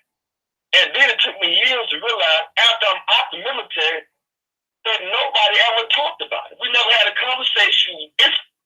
Listen, if you know anything about the military, the company, when I was at Fort Campbell, Kentucky, Bravo Company 3, 187. And it was about, we had 3 companies, 3 platoons. First platoon, second platoon, third platoon. Anyway, it's about 100-some men, 120 men in a platoon, in a whole company. At that time, at least. How the hell does 120 people go to the same spot and nobody have a conversation about it? Right. Afterwards? I can't even explain. It sounds so damn crazy. It makes me sound like I'm crazy. You know what I'm saying? But I don't remember. Seriously, I don't remember. I know I wasn't with it, and I don't remember I don't know what they knocked my ass out. I don't know what they done. Right. I can't remember. Wow. That's serious business. I mean, the military, this shit is not a game. That white devil, when they go overseas with this military and they expose you to certain things, I'm telling you, man, you get a chance to see, you get to see the devil on a whole other level. I've sat there right there with these white boys. I see what they do in the military all over the globe, and they hate it. They are hated. The people in Panamanian, them dark-skinned folks, them sisters and brothers over there, they hate them back. Yeah. But you know what? They make your daughters whores. They turn off your sons. They kill them. Man, these yeah. They'll sleep with anything. They'll sleep with the kids. They don't care. You know, it was a Latino man that told me, this was years ago, he told me the best soldiers in the military were the black men. He said the white men really weren't that great of a soldier, but the black men always outperformed them in everything. That's what he told. This was a Latino man that told me this. That's a fact. That is a fact. You know, he was telling me whenever they did PE, they said the black men always came in first when they had to run. He said the black men all came in first, and then the white men came in all behind them. And he was saying when they had to put together the weapons and take them apart and everything, he said the black men were always quicker in putting everything together, assembling everything quicker than the white men. And they said they were quicker at shooting and retreating. They could do everything faster than the white soldiers. But when promotion time came, it always went to the white soldiers. That's what he told me. That's true. That's true. Yeah. I believe that. I can vouch for that. I can say that's the truth. Yeah. That's how they get down. Now, when you were over, did you ever go over to the Middle East? Yeah, I was in Iraq. Did you encounter people that looked at you and tell you to go home? I heard on the radio. I couldn't believe it. Because I ran into a black guy that lives around me, and he told me that when he was over in Iraq, the men came up to him and told him, "You need to go home. You shouldn't be here. You need to go home." That makes a lot of sense. But they didn't say that about the white guys, just the black guys. They were telling the black guys, "You need to go home." Yeah. Well, I'll tell you what it did to us was we were still waiting for the war to start. We were stationed in what they call Tent City. Just waiting. And the station, the radio came on. BBC was the station we listened to. Same BBC station you listen to, you turn on the news and watch BBC. Well, they had a radio station at that time that was broadcasting, I guess, in that area, of course. But we could get it. And they would come on the radio and say, "Hey, you black soldiers sitting in the corner." And I'm listening like, what the fuck? I'm in the corner. I'm really in the corner. I'm like, damn. And they said, "Why are you here fighting the white man's war?" It's like that. Yeah. I'm like, damn. And I remember getting into an argument with them honkies when I was there. I said, "Look at me. I didn't join the military fighting down no damn war that I didn't start. Our fathers don't start war." I said, "Y'all white daddies be starting all these damn wars and they be in the damn war." You went Muhammad Ali style on their ass, huh? Like that in Saudi Arabia. I was in Saudi Arabia and told these bastards that. I said, matter of fact, if I had a flag right now, I'd burn it. I had no idea I could have got court-martialed. I could have beaten me to death over there and killed me and then said I got killed by friendly fire. I mean, by, I got killed by, enemy tank or fire or something like that. You know what I'm saying? Explosion. Right. But they didn't touch me. And then what I'm going to say, if I see a soldier burn, if I see somebody burn the flag, we're going to fight. I said, well, I guess what? I guess we'd be fighting then. What you want to do? Right. You sat down. I said, yeah, that's the best goddamn choice you made. Yeah. You know. They feel entitled. Now listen, them honkies, they brag about their daddies being in Nam, their granddaddy was in World War II or whatever. They always talking shit about their fathers and uncles and brothers. And y'all come from a line of military soldiers, man. We're hardcore. But when that goddamn call came to go into Iraq, them same bitches was crying. Literal tears. Yeah. On the hug and shit. I'm like, get your punk ass up. They're trying to hug me. I said, I don't know about you. I'm not finna die over here. I'm going back to the States. I'm gonna experience this for whatever reason because it's in my, it's in my life to do. This is part of my destiny, but I'm not gonna die, Mm-hmm. I had to guard the damn lieutenant commander. This is crazy. These white boys supposed to be so hardcore. This is the lieutenant commander. This motherfucker in charge of 4 damn companies, like hundreds and hundreds of people he's in charge of. Lieutenant commander. Do you know I cussed his ass out? It was hot as hell over there, like 110 degrees in the shade. It ain't no shade. Wow. And 25 degrees hot on the ground. Anyway, we over there playing war games. And we were in this trench that the Army engineers had to dig. We're simulating war. Okay, the enemy is shooting at us. I'm 6'1". The trench we in, the ditch we in, is no more than 4 feet. So 2 feet of my black ass is hanging out the goddamn thing over the trench. So I can get shot, obviously. Now, the lieutenant commander is watching everything. My body, big ass 6'1", is 3 feet, whatever, hanging up, that you can see exposed over the trench. Now, we're assimilating, carrying this dead soldier. He's supposed to be dead, some white boy that they love to death. They made me one of the most vocal Negroes out of the bunch, carry the white boy that they love so damn much. With some other white boy on the other end, we're supposed to be picking this dude up on this cot, and we carrying him in this trench. The white boy that got me matched up with is shorter than me, so I got all the goddamn weight damn near on my end. And I'm trying to balance this shit. I'm trying to bend down. I'm trying to run at the same time. And I'm like, the lieutenant commander, I'm hearing the lieutenant commander give me commands. Show you all this shit. And I just said, you know what, fuck it. I dropped the white boy. And I just hollered out. I said, what the fuck do you want me to do? Just like that. And the white boy, who you talking to, JD? I'm like, I don't give a damn. I knew who it was. The lieutenant commander, the one that's running every damn thing. I didn't give a damn. He was pissed off, mad as hell. But guess what? When it was time to go into war, the real war, when it kicked off, guess who he requested to have as his personal goddamn bodyguard? You. Me. Oh, boy. The one that had the nerve to put him in his little bitch-ass place, that's the one he wanted. That's the one he respected. That's why I tell my brethren and sisters, y'all ain't got to kiss hunky's ass to get respect. They don't respect you when you kiss their ass. They don't. They're going home with you.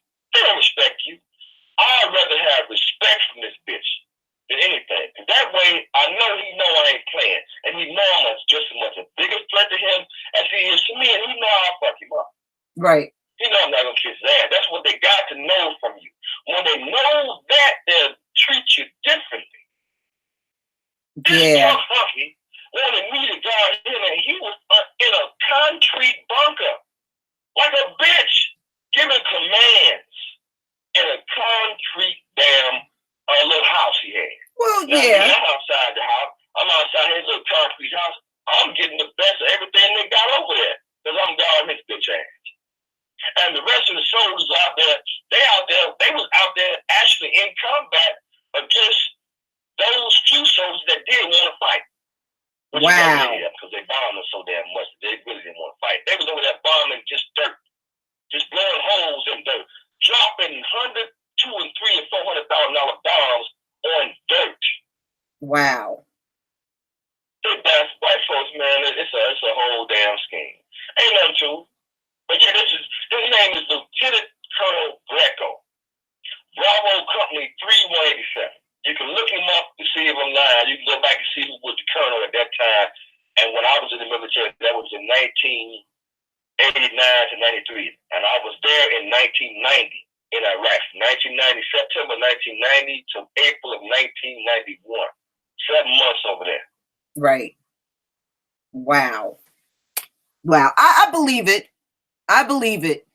That's the thing. What our people don't understand. They are cowards.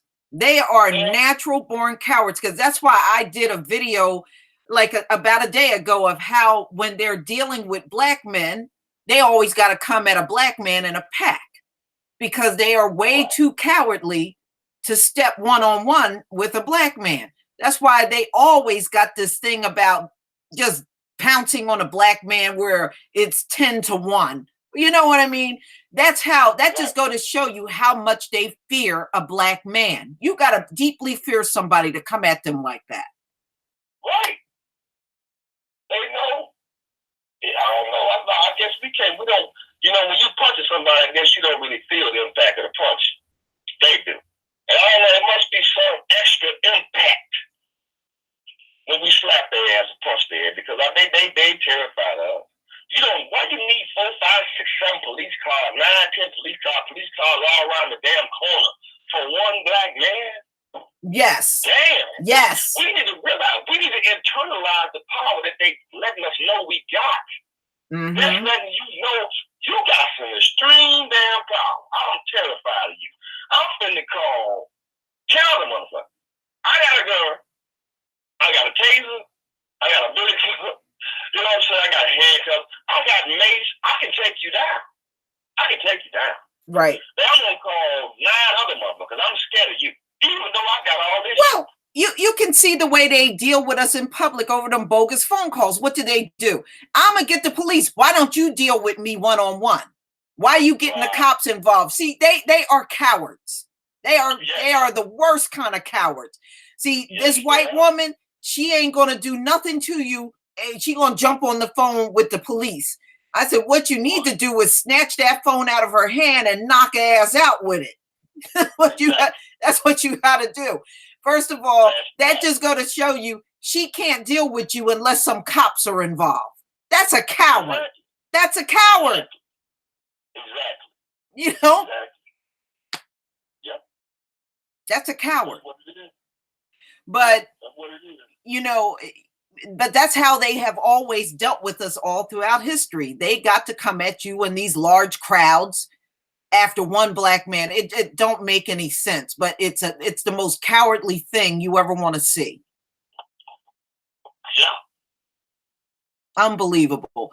But brother, before we go, I want you to tell us about the book, how much it cost, and and about the shipping, how you handle your shipping on the books when people order. All right. Well, my book is very easy. It's a very easy read because I don't got I don't have a bunch of highly, hard, difficult words to understand. My book is not written like a damn thesaurus. Mm-hmm. It's very simple, plain speech. I'm dealing with, I like this one particular part I'm dealing with is in reference to the language of the European, how it's homosexual. The European man has taught us through his language he's a homosexual, like Dickinson family. I can just say this once. Just like, I'll just throw this out there. Like they said Dickinson, Dick and Son, the white man tell you what he is. If you listen to him talk, I mean, he's breaking all the way down that he's a pedophile. So I break that down in my book. I got information in there in reference to some of his phobias, of course, where lesbianism comes from, all that. You get my book on at my website, www.yahisrealhour.com. I think you got that up. Yeah, I got it up there. Oh my God, you just made me think about something. Do you know I had a teacher in high school and his last name was Lipschitz. And I'm thinking about butthole, but his last name was Lipschitz. And I was like, who gives that name? But then now that you mentioned it, that's homosexuality. Licking the ass, lick the ass. Shit, right. How do you get shit on your lips?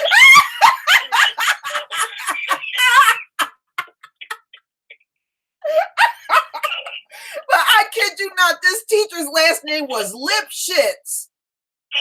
And I never thought about that until you just brought that up.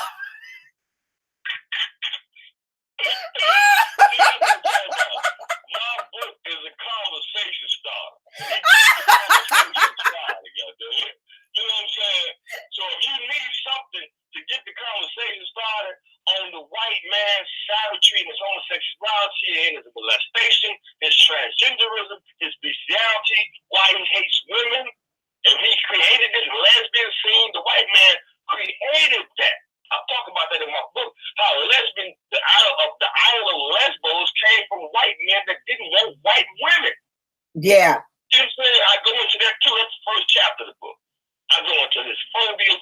The European man is terrified of beautiful women. He's terrified of the genitalia of women. See, that's in my book too.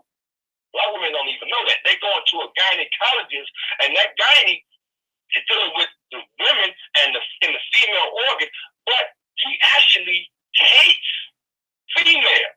Women don't even know that, though. They don't even understand the Yeah. that goes with the history of being a gynecologist. This is one of the reasons why they will cut your organs out. This is why they ask you, do you want to get your organs? Do you want to get your tubes tied? Right. You want to get them burnt? You want to get them cut? This is what they cannot stand the fact that a woman can have children. Period. And the black man wants to be a faggot anyway. Matter of fact, he wants to be a better woman than the woman. Wow. So my book kind of goes into that. Plus, I get into some of the industry, some of these black folks, and how the entertainment industry is selling us out. I get into how Obama is a big play, had a big part in the homosexuality. The book is extensive. Believe me when I tell you. It's very easy to understand. It's got plenty of pictures in it, and the youth will gravitate toward the book because I'm dealing with things that they can understand. I make it relatable to us. Right. You see what I'm saying? So now, look, they even turn a damn dog out. If you order from me right now, the book could be in the mail Monday. Okay, good. Yeah, because they even turning damn dogs out. Yeah, that's in my book too. About bestiality. Yeah. Yeah, that's in the book. That's why they smell like dogs, because they be screwing dogs. It's a white girl got a video out. Little white girl. White girl got a video out now. The 10 reasons why women should have sex with dogs. Young white girl. Do you know, Dawah, I lived, and I got neighbors that got a bunch of dogs, and I never thought about that until, we were all still on your old channel. And when I was growing up, I went to school with a white girl, right? Went to school with this white girl, and Dawah, they had 5 dogs. And I kept saying, why would somebody need 5 dogs? It didn't dawn on me that they were screwing the dogs. Yep. But their family had 5 dogs. And I was like, it never makes sense. But now I know why they wanted all them damn dogs around. Yeah. And quiet as kept, the white man screws the dogs too. Yeah. Yeah, because I got that. They have animal brothels. Well, white men, like in Denmark for sure, white men go in the animal brothel. As a matter of fact, they were trying to make an animal brothel here in, I think, California not too long ago. If I'm not mistaken, they're trying to make one now.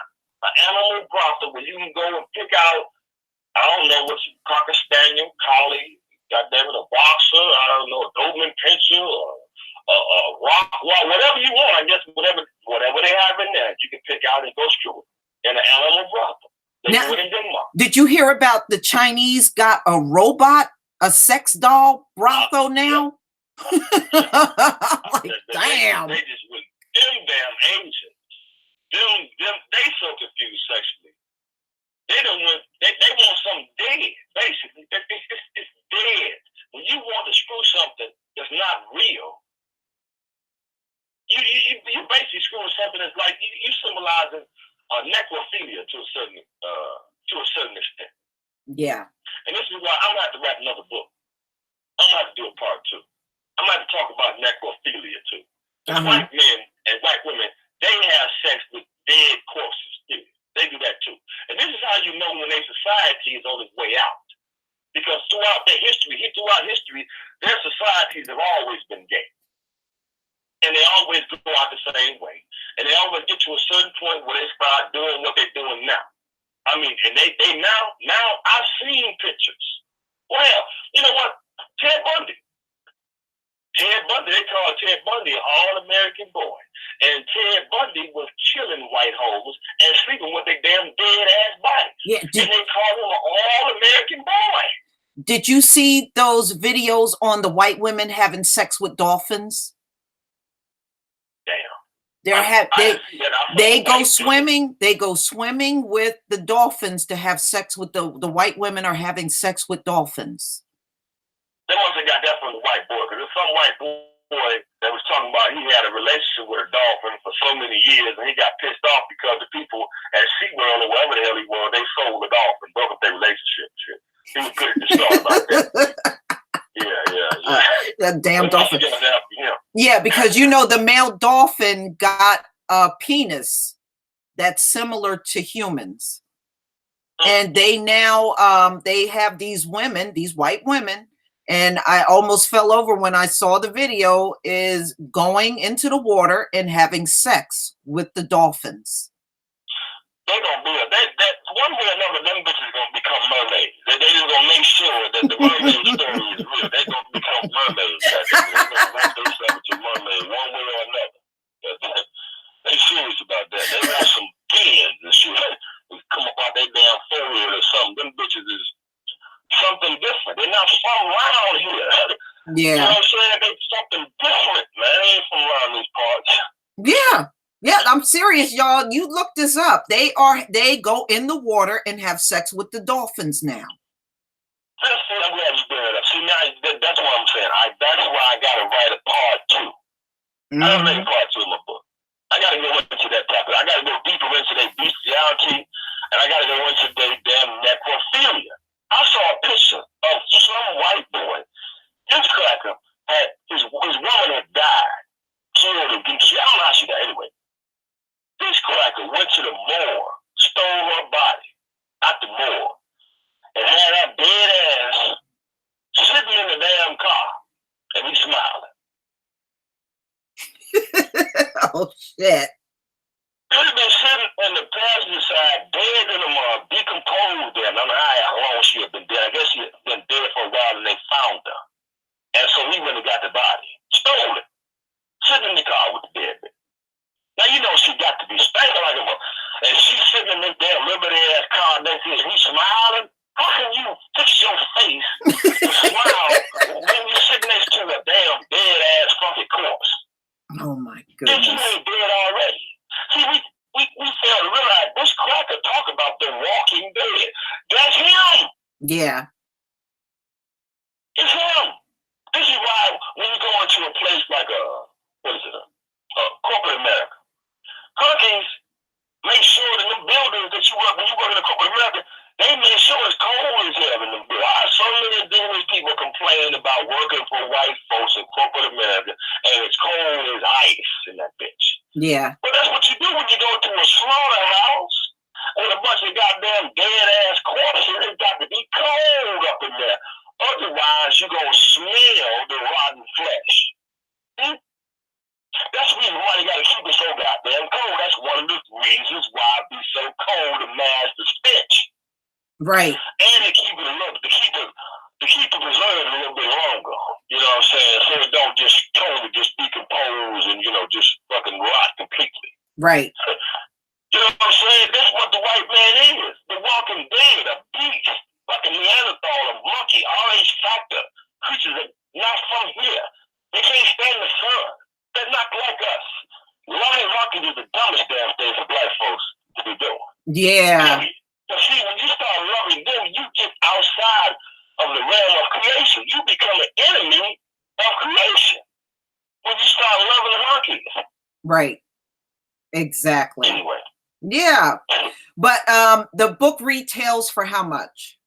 $20. $20 may cost you shipping and handling $24. 24 altogether. Okay, y'all. 24 altogether. When they get the book, most people get the book, they love the book. Some people read it in one day. A lot of children get the book, they love the book. Some people can't take it because the pictures are strong. It's not for no people that just want to sugarcoat. It's not a sugarcoating book, but it is very informative and it starts a conversation. If you don't know how to start a conversation with your children on homosexuality and the dangers of it, you don't know how to convince them that it may be foul, it may not be something they should do, and if you definitely want to talk to them about the medical condition that comes from being a homosexual, read this book. Because it's picturesque. I have pictures in it. And a picture's worth 1,000 words. Some things you can't say. You can just show a picture to a child. And they'll get the picture. Right. Right. So they'll know what to do from there. So this book definitely is a conversation starter. And I'm going to say this and I'm going to shut up. The reason why I say it's a conversation starter is because I was doing a book signing at the local library here. And the commissioner came in and wanted to talk to me about the book and why I wrote the book and all this and that. And so I started talking to her about the book. And she told me that she got locked up before. And when she was locked up, when she came back, her son was a homosexual. Yeah. And she wanted to kill somebody.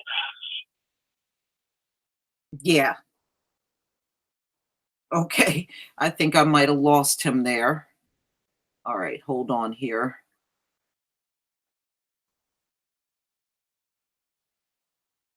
Mm. Yeah, I think we got disconnected. See if we can get him back.